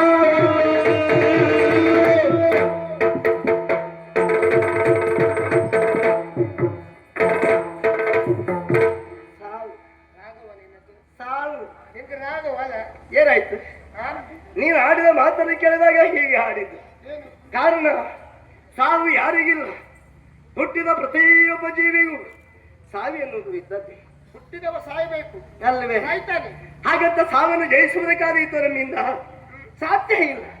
ಎಂದಾದರೊಂದು ದಿನ ಹೊಂದಿ ಹೋಗುವ ದೇಹ ಇದು. ಈ ಮಣ್ಣಲ್ಲಿ ಮಣ್ಣಾಗಿ ಹೋಗಬೇಕಾದ ದೇಹ. ಹಾಗಾಗಿ ಇದ್ದಷ್ಟು ದಿನ ಅವ ಸಂತೋಷದಲ್ಲಿರಬೇಕು. ಇದ್ದಷ್ಟು ದಿನ ಬೇಕಾದ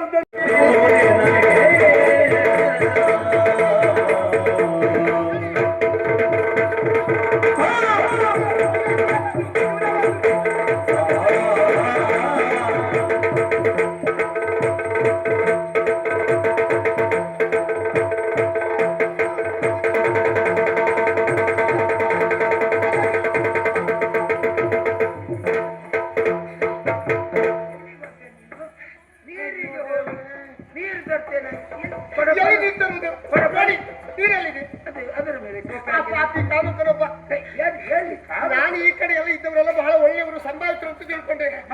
ದೇವರ ಇಲ್ಲದ ಕಾಮುಕರು ಅಂತ ಹೇಳಿದ್ರೆ ಇವರೆಲ್ಲ ಎಲ್ಲೆಲ್ಲಿ ಹೇಗಿದ್ದಾರೆ ಅಂತ ಯಾರನ್ನೂ ನಂಬಲಿಕ್ಕಿಲ್ಲ. ದೇವರಾನೇ ಹೌದು. ನಾನಿರುವಾಗಲೂ ಕಾಮುಕರ. ನೀವು ದೊಡ್ಡ ಕಾಮುಕರ ಆಯ್ತಲ್ವೇ? ನಾನಿರುವಾಗ ಬಿಟ್ಟೇನ ಕಾಮುಕದನಕ್ಕೆ? ಯಾರನ್ನ? ಯಾರು ಎಂತ ಹೇಳುದು ನೀನು? ಅಲ್ಲೊಬ್ಬ ಇದ್ದ. ಎಲ್ಲಿ? ಇಲ್ಲಿ ಬಳಿ ತೋರಿಸ್ತೇನೆ. ಬಾ ನೋಡು.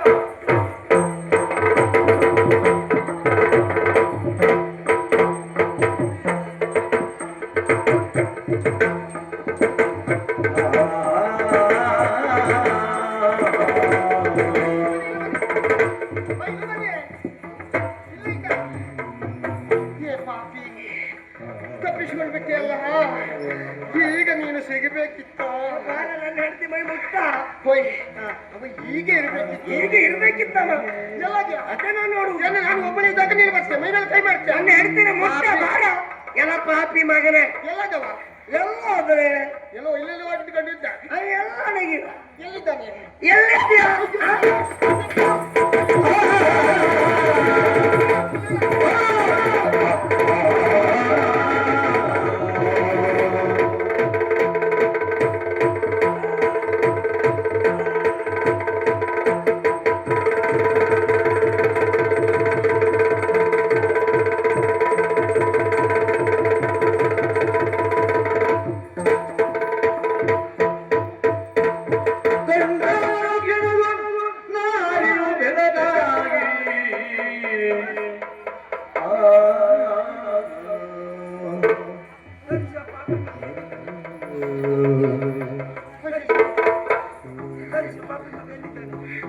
ಇಲ್ಲಿ ಯಾವ ಪಾಪಿ ಮಗ ಅವಿಯಲ್ಲಿದ್ದಾನೆ? ತೋರಿಸಿ. ಅಯ್ಯೋ ದೇವರೇ, ಎಲ್ಲಿದ್ದಾನೆ? ಹೋಯ್, ನೀವು ಎಲ್ಲಿ ಹೋದ್ರಿ?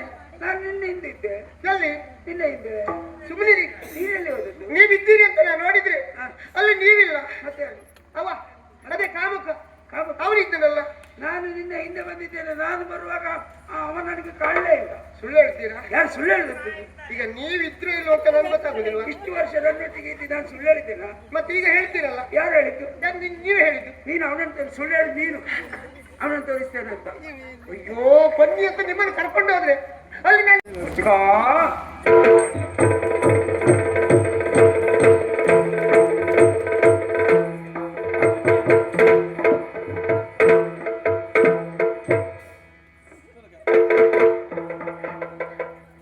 ನೀವು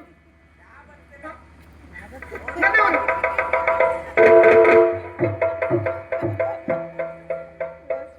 ಈಗ ಪಾಪ ನರಕ ಯಾರಿಗೆ? ನನಗೆ ನಿನಗೆ. ಅದು ಕೆಲವೊಮ್ಮೆ ಆಡಿದವರಿಗೆ ಬರ್ತದೆ. ಇನ್ನು ಕೆಲವೊಮ್ಮೆ ಆ? ಕೆಲವೊಮ್ಮೆ ಕೆಲವೊಮ್ಮೆ ಎಂತದಿಲ್ಲ. ಆಡುದು ಮಾಡುವುದೆಲ್ಲ ಒಬ್ರು ಆಗೋದು. ಅಲ್ಲ, ಅದು ಈಗ ನೀನೇ ಮಾಡಿದೆಯಲ್ಲ. ನಾನೇನು ಮಾಡಿದ್ದೇನೆ? ಮತ್ತೆ ಆವಾಗ ಹೇಳಿದಾಗ ನನ್ನನ್ನು ದೂರೀಕರಿಸಿರಿ. ಈಗ ಬಿಗಿಯಾಗಿ ಅಪ್ಪಿ ಹಿಡಿದಿ.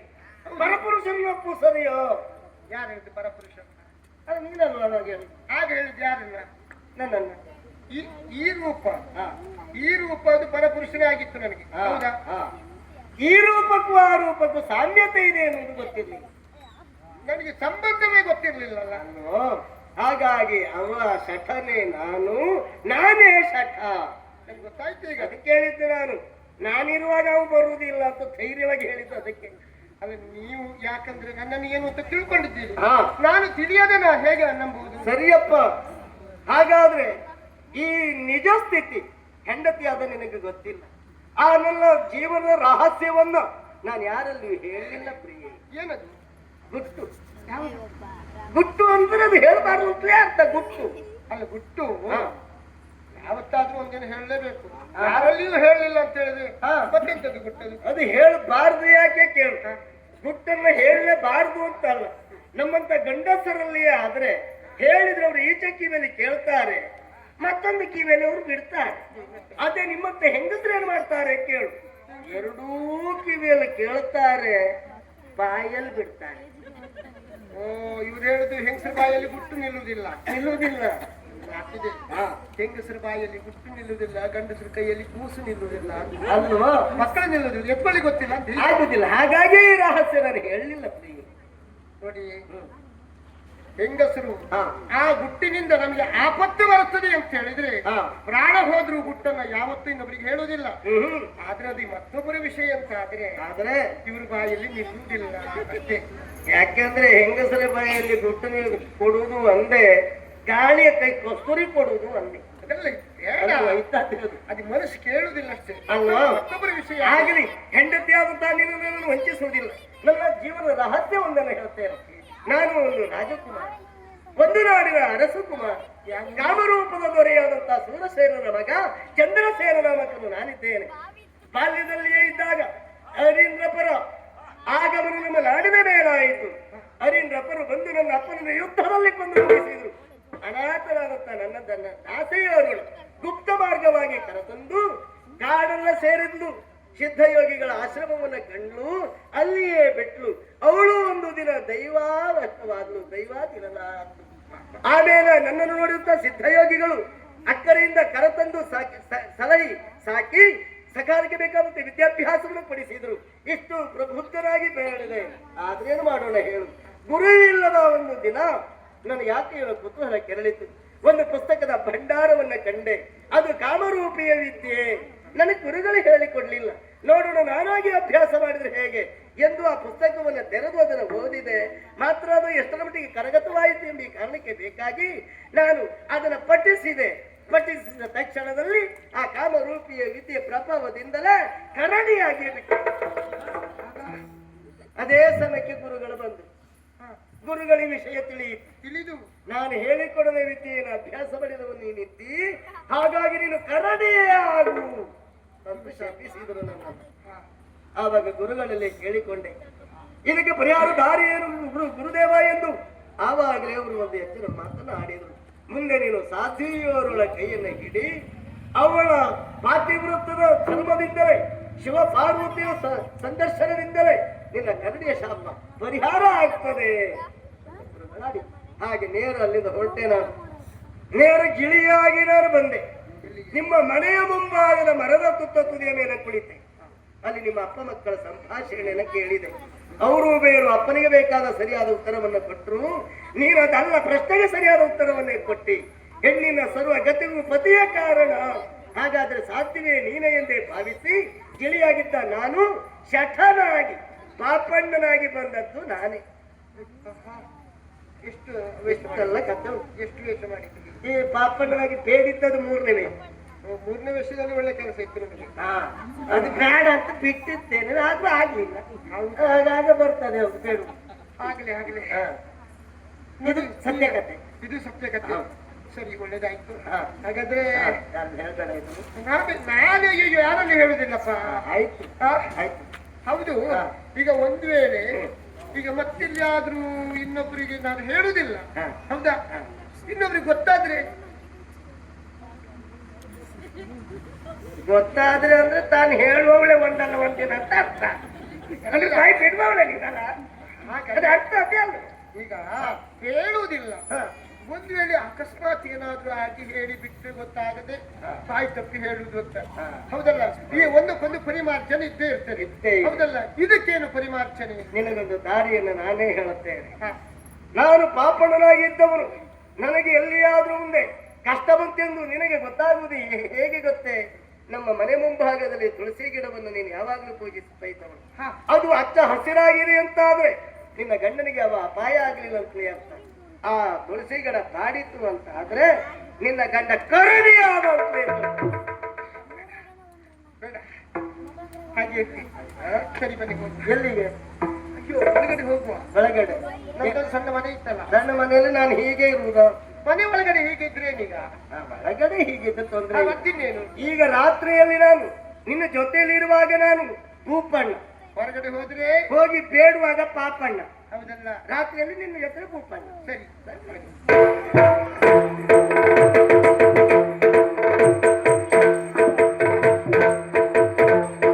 ಚಿತ್ತಜಾರಿಯ ಭಕ್ತನಾಗಿದೆ ಪೃಥ್ವಿರಾಜನ ಸಿದ್ಧಯೋಗಿಯೋ. ರಾತ್ರಿಯೆಲ್ಲವ ಸಂಚರಿಸುತ್ತಲೇ ಭಕ್ತಿಯಿಂದ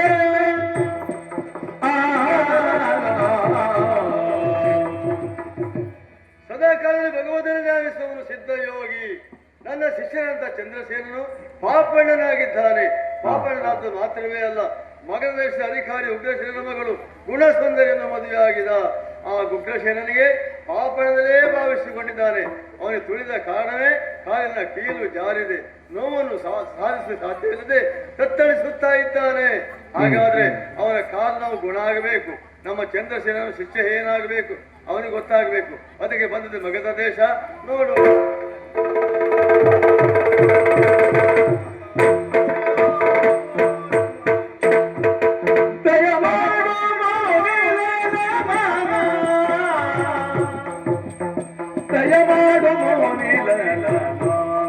ಯೋಗಿ ವರಿಯಾನಿ ಸಲಯನ್ನ ತಾಳೆ ಈ ಅವಸ್ಥೆಗೆ ಬಂದು ಪ್ರಾಯವಾದರೇನು? ಈ ಅವಸ್ಥೆಗೆ ಬಂದು ಸಾಯಲಾರದೇನು? ಬಾಯಿ ಬಿಟ್ಟರು ಎನ್ನ ಬಾಲೆಯ ಬರಲಿಲ್ಲ.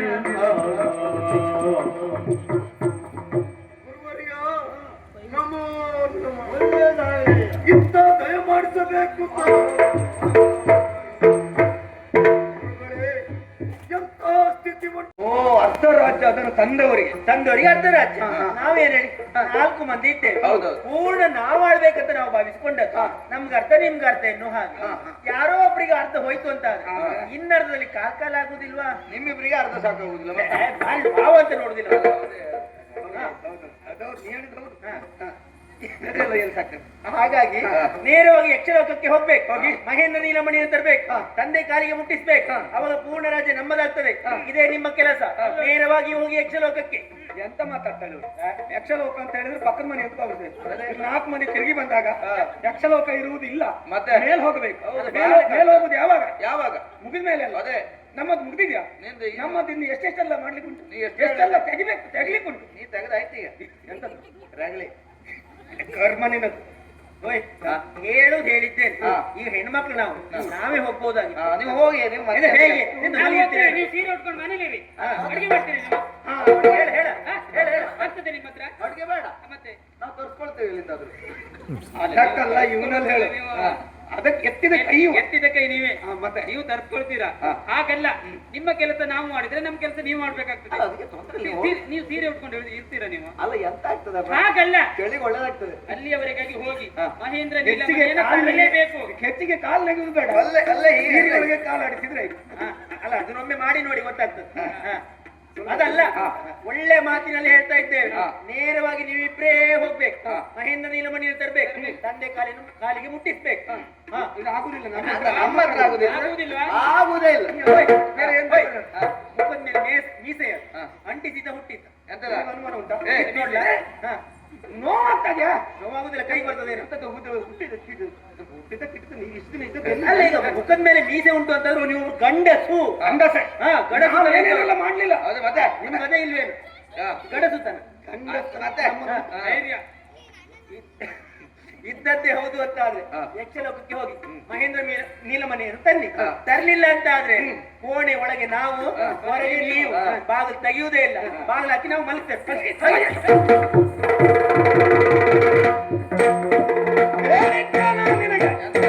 ಇದೆಲ್ಲ ಬೇಡ ಅಂತ ಎಲ್ಲಿಗೆ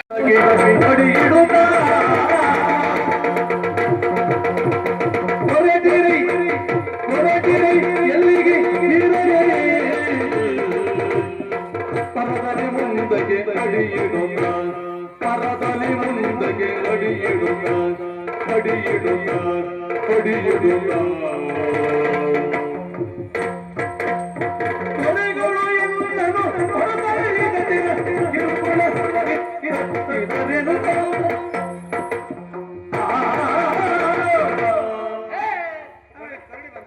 ಬೆಕ್ಕಾಟು ಬಂದಾಗ ಬಂದ್ರೆ ಬೆಕ್ಕ ಮತ್ತೆಂತ ನಾದ ಮತ್ತೆ ಎಲ್ಲಿಗಾದ್ರೂ ಹೋಗುವಾಗ ಅಡ್ಡ ಬಂದ್ರೆ ಬೆಕ್ಕಾಟು ಬಂದ್ರೆ ಹೀಗೆ ಆಗುದು. ಬೆಕ್ಕಟ್ಟು ಹೋದ್ರೆ ಏನಾಗ್ತದೆ? ಅಪಶಕುನ. ಮನೆ ಬೆಕ್ಕಟ್ಟು ಹೋದ್ರೆ ಅಲ್ಲ, ಅಪಶಕುನ ಅಲ್ಲ, ಮನೆ ಬೆಕ್ಕು ತಿರುಗಾಡುದು. ಮನೆಯಲ್ಲಿ ಇರುವುದಲ್ವ? ಹೌದು. ಅಣ್ಣಯ್ಯ ಮಾತು ತಂಗ ಅಣ್ಣನ ಎಂತ ಬಿದ್ದು ಬಾಯಿ ಎಲ್ಲಿಗೆ? ಹಾಳಾಗಿ ಹೋಗ್ಲಿಕ್ಕೆ. ಈಗ ಬೆಕ್ಕು ಅಂದಾಗ ಮನೆ ಬೆಕ್ಕು ಅಂದ. ಈಗ ಎಲ್ಲಿಗೆ? ಎಲ್ಲಿಗಾದ್ರೂ ಹೋಗುವಾಗ ಎಲ್ಲಿಗೆ ಅಂತ ಶುಭ ಕೇಳಿದ್ರೆ ಕಾರ್ಯಕ್ಕೆ ಹೋಗುವಾಗ ಎಲ್ಲಿಗೆ ಅಂತ ಪ್ರಶ್ನೆ ಮಾಡಬಾರ್ದು. ದೂರ ಹೊರಟಿದ್ದೀರಿ ಅಣ್ಣಯ್ಯ, ದೂರ. ಅದು ಎಳಿಬೇಡ, ನೇರ ಹೇಳು. ದೂರ ದೂರ ಹೊರಟಿದ್ದೀವಿ. ನಾವು ಹೊರಟು ನಾವೀಗ ಯಕ್ಷಲೋಕಕ್ಕೆ ಹೊರಟು. ನೀವು ಹೌದೌದು. ಹ್ಮ್. ಅಲ್ಲಿ ಹೋಗಿ ಮಾವನ ಕಾಲನ ಗುಣಪಡಿಸುವುದಕ್ಕಾಗಿ ಶಮಂತಕ ಮಣಿಯನ್ನ ತರಬೇಕೆನ್ನುವ ಹಾಗೆ ಅವ್ರು ಯಾರು ಯೋಗಿಗಳು ಹೇಳಿದ್ರು. ಅದು ಯೋಗಿ ಆಗ್ಲಿ, ನೀವು ಮಣಿ ಯಾವ್ದು ಹೇಳೋದು? ಶಮಂತಕ ಮಣಿ. ನಿಮ್ ಧರ್ಮ ತೀರ್ಲಿಕ್ಕೆ ಪ್ರಸಂಗ ಬದಲಾಯ್ತಾ ಈಗ? ಎಂತ ಮಣಿ ಮಾರೆ? ಮಣಿ ಅಂತ ಕೇಳ್ತಪ್ಪ ಅದು ತರ್ಲಿಕ್ಕೆ. ನಿಮ್ಗೆ ಮಣಿ ಯಾವ್ದು ಅಂತ ಗೊತ್ತಿಲ್ಲ. ಮಹೇಂದ್ರ ನೀಲಮಣಿ. ಅದೇ ಅದನ್ನು ತರ್ಲಿಕ್ಕೆ ಒಬ್ಬ ಶಮಂತಕ ಮತ್ತೊಬ್ಬ ಮಹೇಂದ್ರ ನೀಲಮಣಿ. ನೀವು ಎರಡೆರಡು ಮಣಿ ತರ್ಲಿ ಕೊಟ್ಟಿದ್ದ. ಒಂದೇ ಮಣಿ ಯಾವ್ದಾದ್ರು ತಗೊಂಡು ಬರುದೇ. ಅದಕ್ಕಾಗಿ ನಾವು ಯಕ್ಷಲೋಕಕ್ಕೆ ಮ್ಯಾಲ ಹೊರಟವ್ರು ನಾವು. ನೀವು ಹೊರಡುವಾಗಲೇ ಆಲೋಚನೆ ಮಾಡಿದ್ದೀರಿ. ವೀರರಂತೆ ಹೊರಟಿದ್ದೀರಿ, ಶೂರರಂತೆ ಹೊರಟಿದ್ದೀರಿ. ನೀವು ಹೋದ ಮೇಲೆ ಮಣಿ ಬಂದ ಹಾಗೆ ಇರ್ತೀರಪ್ಪ. ಒಳ ಸುತ್ತಿ ಹೋದ್ಮೇಲೆ ಮಣಿ ಬಂದ ಅಂದ್ರೆ ನಾವು ಬರುದಿಲ್ಲ ಅಂತ ಹೇಳುದು. ಅಲ್ಲಪ್ಪ, ನೀವು ಸ್ವಂತಕಾರಿಗಳು, ನೀವು ಬರ್ತೇವೆ. ಅದು ಹೊರಟದ ಮೇಲಲ್ವಾ? ಮಾತಾಡಿ ಸಮಯ ಇಲ್ಲ, ಮತ್ತೆ ಮಾತಾಡ. ನಾನು ಬರಲ್ಲ. ಏನು? ನಾನು ಬರಲ್ಲ. ಎಲ್ಲಿಗೆ? ನಾನು ಅಲ್ಲಿಗೆ ಹೊರಟದ್ದು. ಏ ಬಾಬಣ್ಣ. ಯಾರು? ಬಾಬಣ್ಣ. ನಮ್ಮ ಪಕ್ಕದ ಮನೆಯವ. ಅವ ಪಾಪ. ನಾವು ಹೊರಟದ್ದು ಪುಣ್ಯಕ್ಕೆ ತಿಮ್ಮಣ್ಣ. ಯಕ್ಷಲೋಕಕ್ಕೆ, ಭಿಕ್ಷಾಲೋಕಕ್ಕಲ್ಲ. ಹೌದಾ? ಮತ್ತೆ ಎತ್ತರ ಪ್ರದೇಶ. ಹೌದಾ? ಎತ್ತರ ಪ್ರದೇಶ ಅಂತ ಆದ್ರೆ ಹಾ. ಅಲ್ಲಿ ಕಲ್ಲು ಮುಳ್ಳುಗಳಿರ್ತದೆ, ಹಾ. ಏರು ತಗ್ಗಿನ ಪ್ರದೇಶ ಇರ್ತದೆ. ಹಾ. ಅದನ್ನ ದಾಟ್ಲಿಕ್ಕೆ ನಿನಗೆ ಸೊಟ್ಟೆ ಕೈಕಾಲಿಂದ ಆಗ್ತದ. ನಿನಗೆ ಕಷ್ಟ ಆಗ್ತದೆ. ಒಂದ್ ಕಾಲು ಉದ್ದ, ಒಂದ್ ಕಾಲು ಗಿಡ್ಡ, ಅದೆಲ್ಲ ಹೌದು. ನನಗೆ ಬಹಳ ಸುಲಭ ಆಗ್ತದೆ ಅಂತ ನನ್ನ ಯೋಚನೆ. ಹೇಗೆ? ಉದ್ದ ಕಾಲು ಉಂಟಲ್ಲ, ಗಿಡ್ಡ ಜಾಗಕ್ಕೆ ಎತ್ತರ ಜಾಗಕ್ಕೆ ಇಟ್ಟಾಯ್ತು. ಈ ಗಿಡ್ಡ ಕಾಲನ್ನು ಆಳು ಜಾಗಕ್ಕೆ ಇಟ್ಟಾಯ್ತು. ಭಯಂಕರ ಬುದ್ಧಿವಂತೆ ಇವ. ಅಲ್ಲ ಆದ್ರೂ ಒಂದು, ನೀನು ಎಲ್ಲೇ ಕಾಲಿಡು ನೀನು ಬಾರ್ದೇ ಇರು. ಅಲ್ಲ ನಾ ಹೇಳಿ ಸರಿ ಆಯ್ತು ಈಗ. ಅಲ್ಲ ನೀನು ಎಂತ ಹೇಳಿದೆ? ಒಂದು ಹೇಳ್ದ. ನಾ ಗಿಡ್ಡ ಕಾಲು ಹೊಂಡಕ್ಕೆ ಇಡುದಂದ್ರೆ ಅದೇ ನೀವು ನಡೆಯುವವು ನೀನು, ನಮ್ಗೇನ್ ಗೊತ್ತು? ನೀವು ಒಪ್ಪಿಕೊಂಡ್ರೆ ಆಗ್ತದೆ. ಅಲ್ಲ ನಮಗೇನ್ ಗೊತ್ತು? ನಡೆಯುವ ನೀನು ಕಾಲು ಸರಿ ಇಲ್ಲದ ಗಿಡ್ಡ ಕಾಲದ ಎತ್ತರ ಪ್ರದೇಶಕ್ಕೆ, ಉದ್ದ ಕಾಲನ ಆಳ್ ಪ್ರದೇಶಕ್ಕೆ ಇಡ್ತೇನೆ. ಇಷ್ಟು ಸರಿ ಆಗ್ತದೆ. ಅಲ್ಲ ಈ ಸರಿ ಆದ್ರೆ ಮತ್ತೆ ಒಂದು, ನೀನು ಸರಿ ಬಾ, ನೀ ಬಿದ್ದು ನಾವು ಮತ್ತೆ ಹಿಂದೆ ತಿರುಗಿ ನೋಡು. ನೇರದಿಟ್ಟ ನಾವು ನಿರಂತರೇ ಓದ್ತೇವೆ. ನಮ್ಗೆ ನಿಮ್ಮ ಅಭ್ಯಾಸ ಬಲ. ನನಗೆ ಅಂತರ ಕೊಟ್ಟರೆ ಸಾಕು. ಹೌದಾ? ಹೌದಾ? ಹೌದು. ಮತ್ತೆ ಬರು ಬಿಡು, ನಾವು ಮತ್ತೆ ಹಿಂದೆ ತಿರುಗಿ ನೋಡುದಿಲ್ಲ. ಅದು ಒಂದು, ಹಾ. ಯಾರೇ ಮಣಿಯನ್ನ ತರಲಿ ಮತ್ತೆ ಇಲ್ಲೇ ಒಂದಾಗ್ಲಿ ಇದೇ ಸ್ಥಳದಲ್ಲಿ ಮತ್ತೆ ಒಬ್ರು ಮೊದಲು ಹೋಗುದು, ಅದು ಆಮೇಲೆ ಹೋಗುದು, ಅದೆಲ್ಲ ಸರಿಯಾಗಿ ಹೌದು. ಇದೊಂದು ಮರ ಬಂದವರು ಇಲ್ಲೇ ಒಟ್ಟಾದವರು, ಒಟ್ಟಿಗೆ ಹೋಗು. ಇಲ್ಲೇ ಒಟ್ಟಾಗ. ಹೌದಾ? ಮತ್ತೆ ಇದೇ ಮಾತು ಮಾತೆ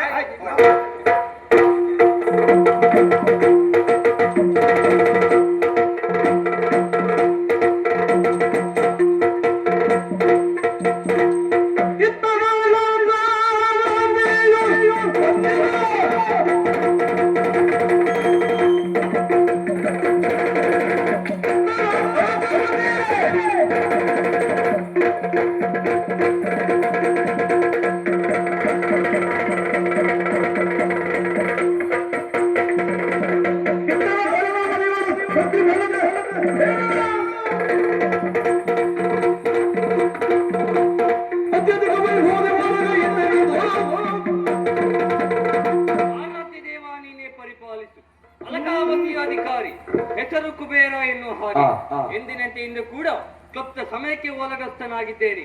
ಓಲ ಕೊಟ್ಟ ಸಂದರ್ಭದಲ್ಲಿ ಪ್ರಜಾವರ್ಗದವರಿಂದ ಜಯಘೋಷ, ಕುಬೇರನಿಗೆ ಜಯವಾಗಲಿ ಎನ್ನುವ ಹಾಗೆ. ಇದನ್ನು ಕೇಳುವಾಗ ಬಹಳವೇ ಸಂತೋಷ. ನಮ್ಮ ಈ ಅಲಕಾವತಿಯಲ್ಲಿ ಯಾವುದಕ್ಕೂ ಕುಂದು ಕೊರತೆ ಇಲ್ಲ, ಸಂಪತ್ತಿನ ಆಗರವೇ ಎಂದು ಹೆಸರಾಗಿದೆ. ಇಷ್ಟೆಲ್ಲ ಸಂತೋಷದಲ್ಲಿರುವಂತಹ ಸಂದರ್ಭದಲ್ಲಿ ವಿಚಾರವನ್ನು ಕೇಳಿ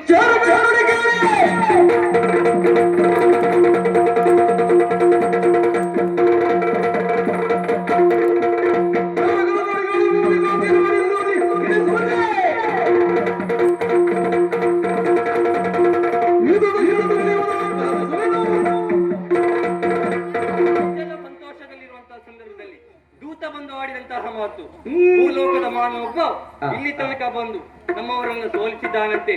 ಆತನ ಸೊಕ್ಕನ್ನು ಮರೆಯಬೇಕು. ಇನ್ನು ತಡ ಮಾಡುವುದಲ್ಲ, ಸೇನೆ ಕೂಡಿಕೊಂಡು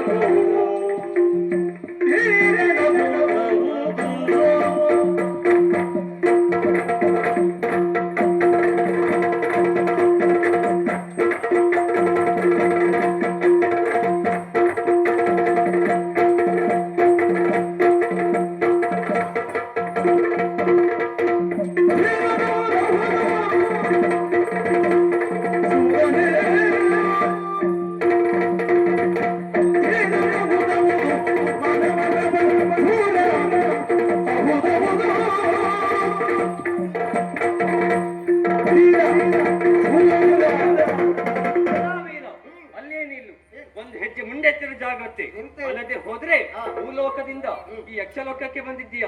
ಒಬ್ಬ ಸಾಮಾನ್ಯ ಮನುಷ್ಯ ಇಲ್ಲಿಗೆ ಬರುವುದಕ್ಕೆ ಸಾಧ್ಯವಿಲ್ಲ. ಆತ ಇಲ್ಲಿಗೆ ಬಂದಿದ್ದಾನಂತಾದರೆ ಆತನಲ್ಲಿ ಒಂದು ಶಕ್ತಿ ಇದೆ ಎಂದು ಭಾವಿಸಿಕೊಂಡಿದ್ದೇನೆ.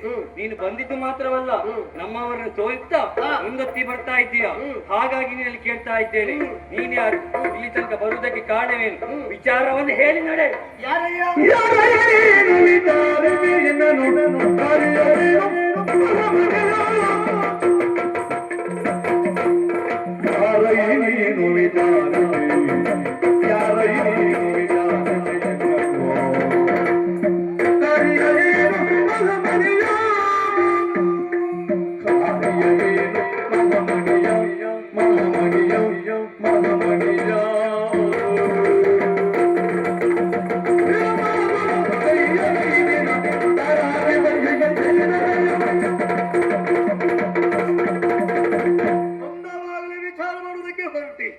ಪರಸ್ಪರವಾದಂತಹ ಪರಿಚಯ ಮಾಡಿಕೊಳ್ಳುವುದರಲ್ಲಿ ಅಪರಾಧವೇನೂ ಇಲ್ಲ. ಹಾಗಂತೆ ಯಕ್ಷಲೋಕವನ್ನು ಸೇರುವಲ್ಲಿ ಫಲವಾದಂತಹ ಉದ್ದೇಶವೂ ಇದೆ. ಏನು? ನನ್ನ ಮಾವನ ಕಾಲು ಉಪಶಮನವಾಗಬೇಕು ಅಂತಾದ್ರೆ ಇಲ್ಲಿರಬಹುದಾದಂತಹ ಮಹೇಂದ್ರ ನೀಲಮಣಿ ಅದನ್ನು ತೆಗೆದುಕೊಂಡು ಬರಬೇಕು ಎಂಬ ಹಾಗೆ ಅದು ಗುರು ನಿರೂಪಣೆ. ಆದ್ದರಿಂದಲೇ ಇಲ್ಲಿಗೆ ಬಂದವಳು. ನನ್ನನ್ನು ವಿಚಾರಿಸ್ತೀಯಲ್ಲ, ನೀನೇ ಯಾರಯ್ಯ?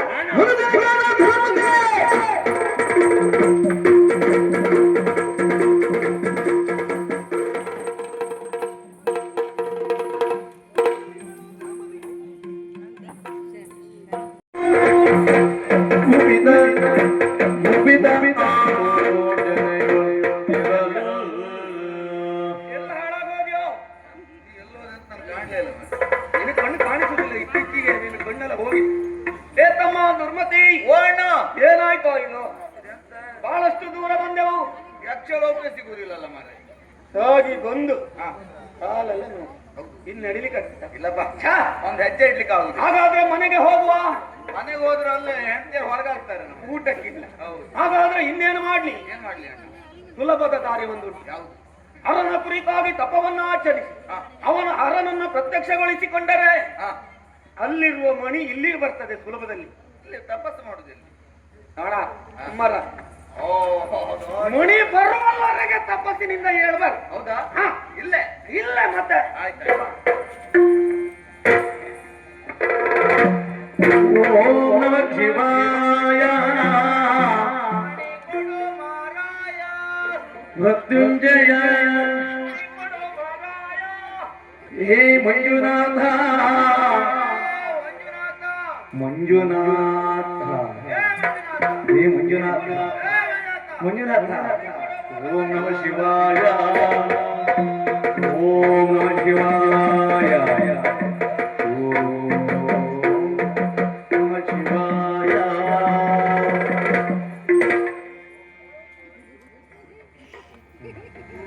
ಓಂ ನಮಃ ಶಿವಾಯ. ಓ ಭಕ್ತ ಶಿಖಾಮಣಿಗಳೇ, ನಿಮ್ಮ ಅಪಾರವಾದಂತಹ ಭಕ್ತಿಗೆ ಮೆಚ್ಚಿ ಉಪಾಯವಿಲ್ಲದೆ ಪ್ರತ್ಯಕ್ಷರಾಗಿದ್ದೀರಿ. ಅಣ್ಣ, ಏತಮ್ಮ, ದೇವರು ಒಲಿದಿದ್ದಾನೆ. ನಮ್ಮ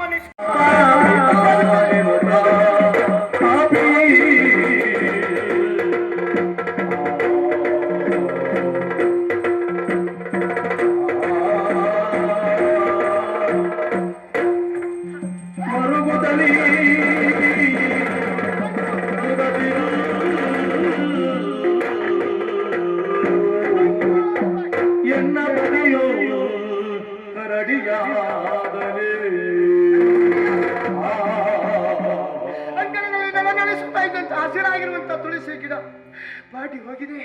ಅಯ್ಯೋ ಅಯ್ಯೋ, ನನ್ನ ಸ್ವಾಮಿ ಕರಡಿಯಾದರು. ನಾನೇ ನನ್ನ ಕೈಯಾರೆ ನಾನು ಅವರನ್ನು ಕೈಯಾಗಿಸಿ ಬಿಟ್ಟೆ. ಅಯ್ಯೋ, ನಾನೇನು ಮಾಡಲಿ? ಎಲ್ಲಿದ್ದಾರವರು? ಮನೆಗೆ ಬರೋದಕ್ಕೆ ದಾರಿ ಕಾಣುವುದಿಲ್ಲ. ಅಯ್ಯೋ, ಎಲ್ಲಿದ್ದಾರೋ? ಯಾವ ಸ್ಥಿತಿಯಲ್ಲಿದ್ದಾರೋ?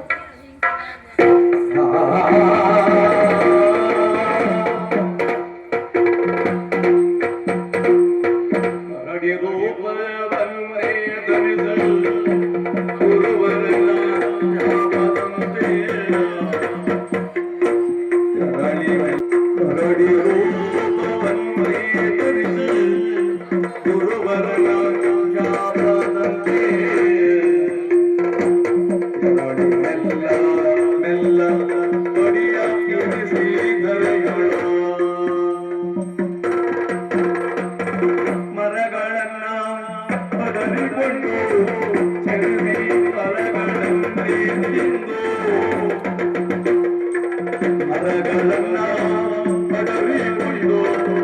ಧರಿಸಿ ಫಲಗಳನ್ನೇ ತಿಂದು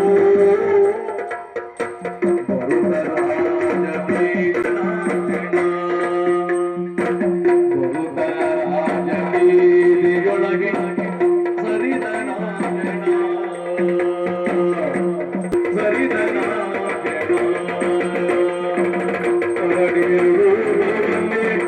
ಧರಿಸಿ ಗುರುವರನ್ನ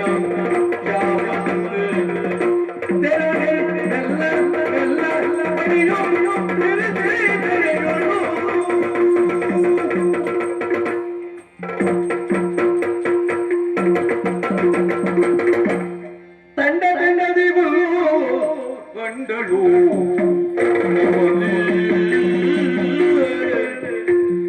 ತಂಡ ತಂಡದಿ ಹುಲ್ಲು ಗಂಡಳು ಗುಣವಲ್ಲಿ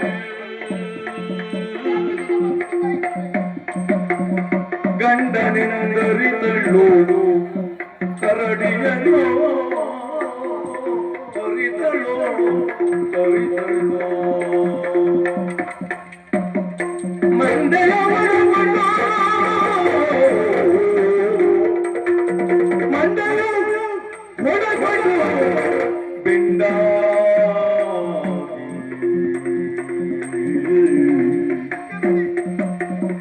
ಕರಮಂದು ಪುಂಡರಿಕಾಂಬಕಿ ಬಿಂದಾಗಿ ಮಂಡೆಯ ಹೊರಗೊಂಡು ಬಿಂದಾಗಿ ಕರಮಂದು ಪುಂಡರಿಕಾಂಬಕಿ ಹೇಳಿದಳು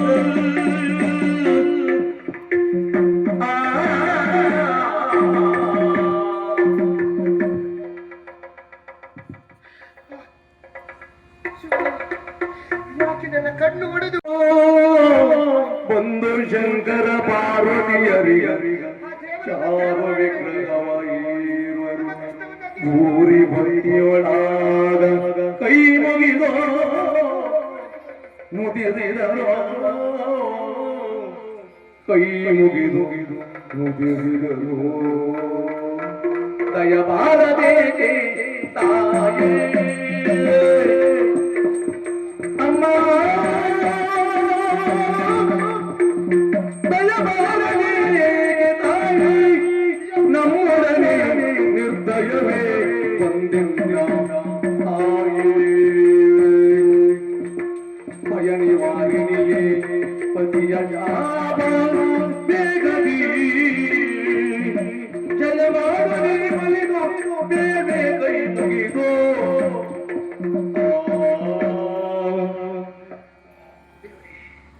ನಮ್ಮ ಕಷ್ಟವನ್ನು ಬೇಗ ಬಗೆಹರಿಸು ತಾಯಿ ಪರಮೇಶ್ವರಿ ತಂದೆ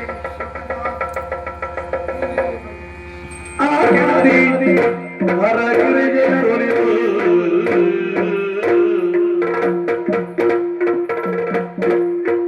ಭಗವತಿ ಭಿಕ್ಷಾಂದೇಯಿ ಏನಾದ್ರೂ ಭಿಕ್ಷೆ ನೀಡುತ್ತಾ ಹೊಟ್ಟೆ ಬಾರಿಗೆ ಬಂದೇವ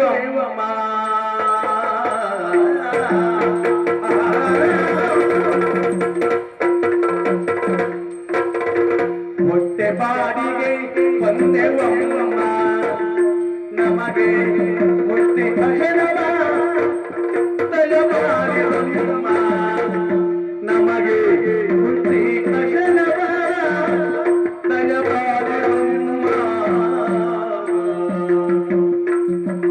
ಕಷ್ಟ ಜೀವನದಿ ಸಂಕಷ್ಟ ಪಟ್ಟಿಯಲ್ಲಿ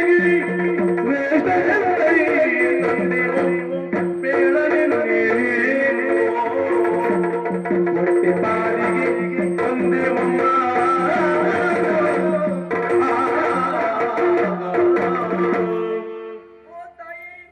ಏನಾದ್ರೂ ಇದ್ರೆ ದಾನವನ್ನ ಮಾಡಿ ಅಮ್ಮ ಊಟವನ್ನ ಮಾಡದೆ 3 ದಿನಗಳೇ ಕಳೆದು ಹೋಯ್ತು ತಾಯಿ ಈ ಹಸಿವನ್ನ ತಾಳಲಾರೆ ಏನಾದ್ರೂ ಇದ್ರೆ ದಾನವನ್ನ ಮಾಡಿ ತಾಯಿ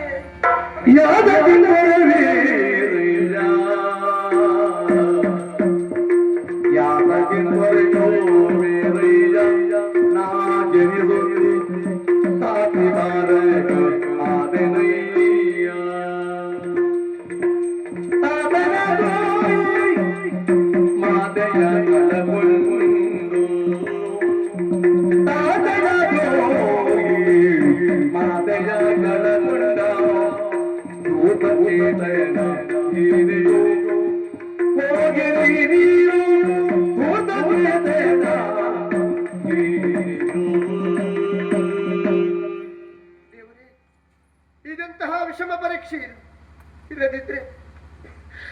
ಕೂಳಿಗೆ ಗತಿಯಿಲ್ಲದೆ ಹೊಟ್ಟೆ ಹಸಿವೆಯಿಂದ ಮನೆಯಲ್ಲಿ ಬರೆಯಲಾಗಿ ಕುಳಿತುಕೊಂಡ್ರೆ ಹಸಿವೆ ಆಗುತ್ತಾ ಇದೆ ಅಂತ ಮನೆಯ ಬಾಗಿಲಿಗೆ ಏನಾದ್ರೂ ದಾನ ಮಾಡಿತಾ ಓ,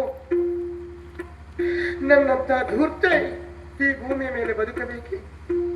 ಹುಟ್ಟಿದ ಗಳಿಗೆಯಲ್ಲಿ ತಾಯಿಯನ್ನ ಕಳೆದುಕೊಂಡೆ, ಸಾಕಿ ಬೆಳೆಸಿದ ತಂದೆಗೆ ದ್ರೋಹಿ ಆದೆ. ನನ್ನಂತ ಪಾತಕಿಗಳು ಮನೆಯ ಬಾಗಿಲಿಗೆ ಬಂದವರಿಗೆ ಒಂದು ತುತ್ತು ಕೂಳನ್ನು ಕೊಡುವ ಯೋಗ್ಯತೆ ನನಗಿಲ್ಲದೆ ಹೋಯ್ತಲ್ಲ.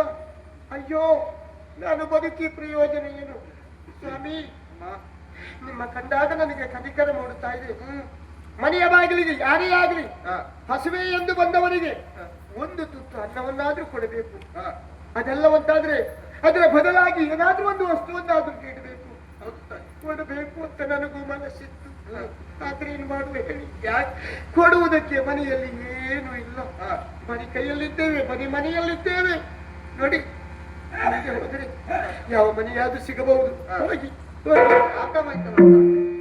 ಮನವಿದೆ ಕೊಡು ಕರಡಿಯನು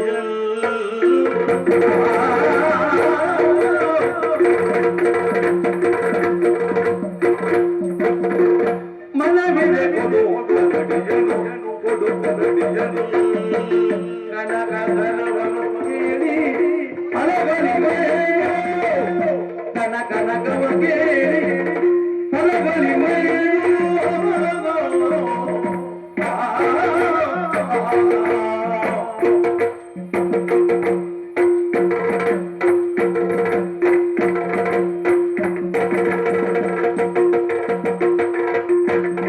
ಮನೆ ಮನೆ ಕರೆಯುವುದು ಕುಣಿಸಿದ್ದರಿಂದ ಮನೆ ಮನೆ ಕರೆಯುವುದು ಮನೆ ಮನೆ ಕರೆಯುವುದು ಕುಣಿಸಿ ಕುಣಿಸಿದ್ದರಿಂದ ದಿನವನ್ನು ಬಳೆವಳೆವನಮ್ಮ ಸುಳ್ಳಲ್ಲ ದಿನವನ್ನು ಬಳೆವೇನಮ್ಮ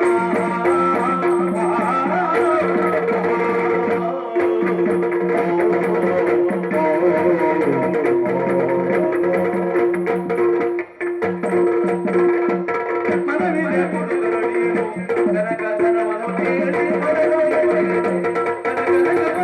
ಕೇಳಿ ಇನ್ನೇನೋ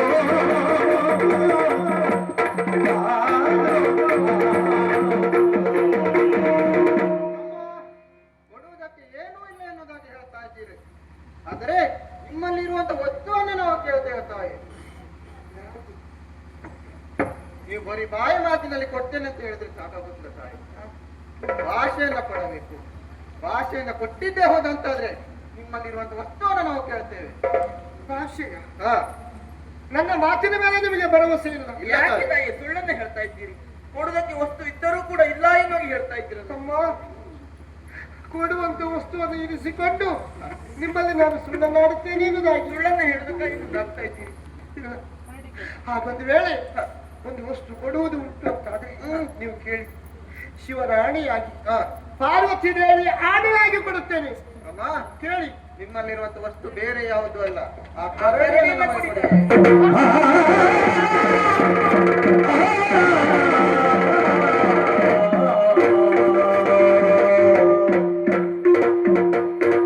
ಕರಡಿ ಕೇಳುವುದೇನು ಎನ್ನಯ ಪ್ರಾಣ ಕೇಳುವುದೇನು ಕರಡಿ ಕೇಳುವುದೇನು ಎನ್ನಯ ಪ್ರಾಣ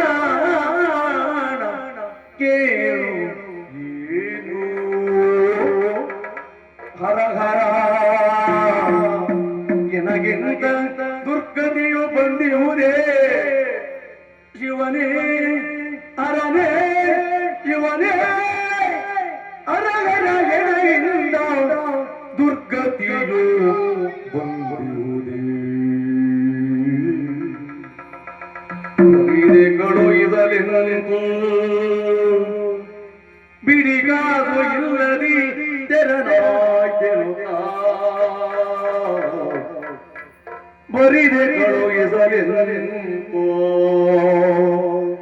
ಬಿಡಿಗ ಇಲ್ಲದಿ ತೆರನಾಯ್ತೆನುತ್ತಾ ಮರು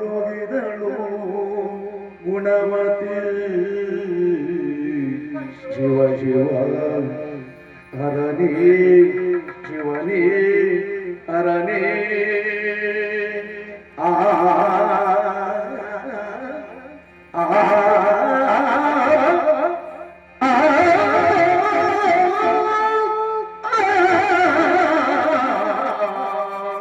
ಕರಡಿ ಕೇಳುವುದೇನು ಎನ್ನಯ ಪ್ರಾಣ ಕೇಳುವುದೇನು ಶಿವನೇ ಶಿವನೇ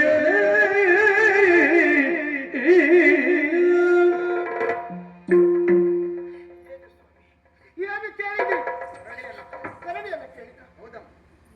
ಅಲ್ಲ ಅಲ್ಲ, ಪರೋಕ್ಷವಾಗಿ ನೀವು ನನ್ನ ಪ್ರಾಣವನ್ನೇ ಕೇಳಿದ್ರಿ. ಕರಡಿ ಕೇಳುವುದೇನು ಎಂದೆಯ ಪ್ರಾಣ ಕೇಳುವುದೇನು? ಈ ಕರಡಿ ನನ್ನ ಪ್ರಾಣ, ಈ ಕರಡಿ ನನ್ನ ಉಸಿರು, ಈ ಕರಡಿ ನನ್ನ ಜೀವಾಳ. ಈ ಕರಡಿ ನನ್ನ ಕಣ್ಣೆದುರು ಒಂದು ಕ್ಷಣವಿಲ್ಲ ಅಂತಾದ್ರೆ ನನ್ನ ಉಸಿರು ನಿಂತು ಹೋಗುತ್ತದೆ. ನನ್ನ ಉಸಿರು. ಅಮ್ಮ, ನಿಮಗೆ ಕರಡಿ ಬೇಕೆ? ಹೌದು. ಇಲ್ಲ ಇಲ್ಲ, ಈ ಕರಡಿಯನ್ನು ಕೊಡುವುದಕ್ಕೆ ನನ್ನಿಂದ ಸಾಧ್ಯ ಇಲ್ಲ. ಬೇಕಾದ್ರೆ ಕೇಳಿ, ನನ್ನ ಪ್ರಾಣವನ್ನೇ ನಿಮಗೆ ಒಪ್ಪಿಸುತ್ತೇನೆ. ಕರಡಿಯನ್ನು ಮಾತ್ರ ನಾನು ಕೊಡುವುದಿಲ್ಲ. ಕರಡಿ ನನಗೆ ಬೇಕು. ಮಾತನ್ನು ಕೊಟ್ಟು ಮಾತಿಗೆ ತಪ್ಪಿ ನಡೀತಾ ಇದ್ದೀರಾ. ಮಾತಿಗೆ ತಪ್ಪಿ ನಡೀತಾ ಇದ್ದೀರಾ ಅಂತಾದ್ರೆ ನಾವು ಇಲ್ಲಿ ಇರುವುದಿಲ್ಲ, ತಾಯಿ, ಹೊರಡ್ತೇವೆ. ಗಿರಿಯ ಶಂಕರರು ಭಿಕ್ಷೆಯ ಬೇಡೆನೊತ ಪೊರಡೆ ಗಿರಿಯ ಶಂಕರರು ಭಿಕ್ಷೆಯೋ ಬೇಡೆನೊತ ಪೊರಡೆ ಪರಿಗೆ ಬಂದು ಸನ್ನೆಯು ತೋರಿದನು ಪರಿಗಿದುದ ಬಲಮುಗ ಸನ್ನೆಯು ತೋರಿದನು ಕರೆದೆನ್ನ ಕೊಡು ಎನ್ನ ಕೊಡು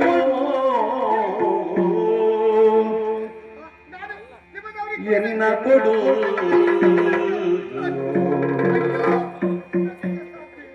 ಹರಗಿರಿಗೆಯರು ಕಾಯುವ ನಿನ್ನ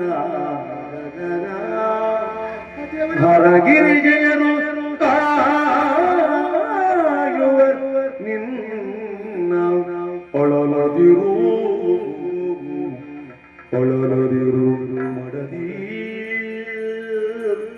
ಎನ್ನ ಕೊಡು ಹರಗಿರಿಗೆಯರಿಗೆ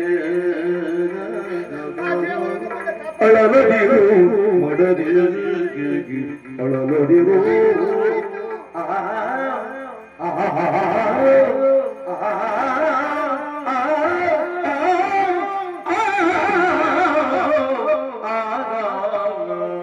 ಅಳಲದಿರು ಮಡದಿಯರಿಗೆ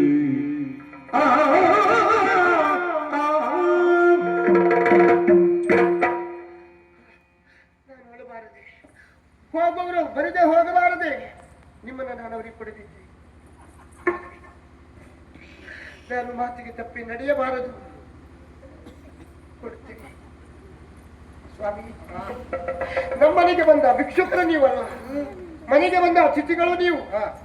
ಅತಿಥಿಯನ್ನ ದೇವರು ಎಂದು ಭಾವಿಸಬೇಕಂತೆ. ಅತಿಥಿ ದೇವೋಭವ ಎಂದು ಈ ಕರಡಿಯನ್ನು ನಿಮಗೆ ಕೊಡುತ್ತೇನೆ. ಅಮ್ಮ, ಪಡೆದುಕೊಳ್ಳಿ, ಪಡೆದುಕೊಳ್ಳಿ.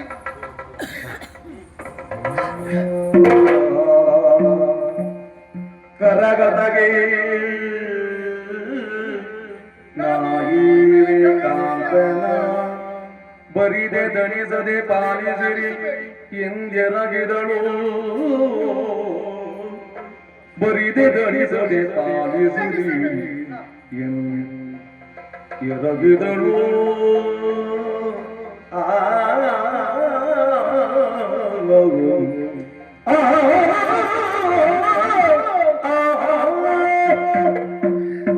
ನಿಮ್ಮ ಕರಗತೆಗೆ ನನ್ನ ಈ ಕರಡಿಯನ್ನೇ ಒಪ್ಪಿಸ್ತಾ ಇದ್ದೇನೆ.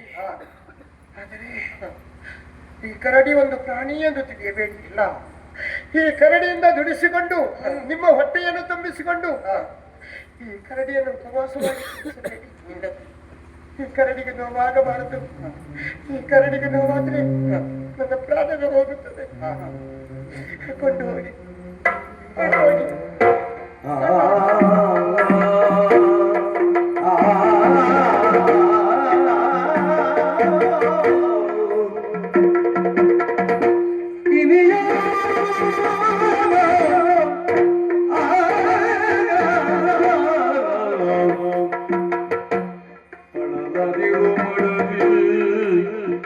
ಮಡದಿ ಪಳಲದಿರೋ ಶಿವ ಪಾರ್ವತಿಯರು ಎನ್ನ ಕಾಡುವರು ಬಳಲರು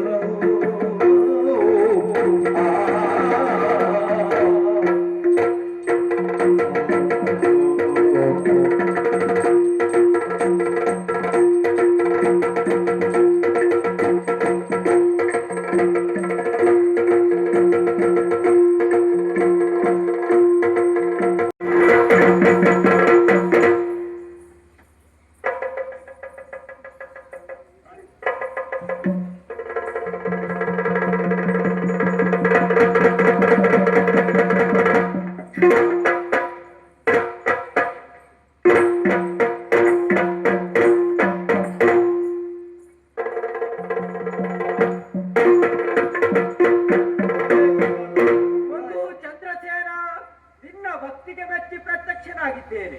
ಇಂದಿಗೆ ನಿನ್ನ ಶಾಪ ವಿಮೋಚನೆ ಆಯಿತು. ನಿಜ ರೂಪವನ್ನು ನೀವು ತಾಳಿ ಬಾ, ನಿಮಗೆ ಒಳಿತಾಗಲಿ ಬರ್ತದೆ.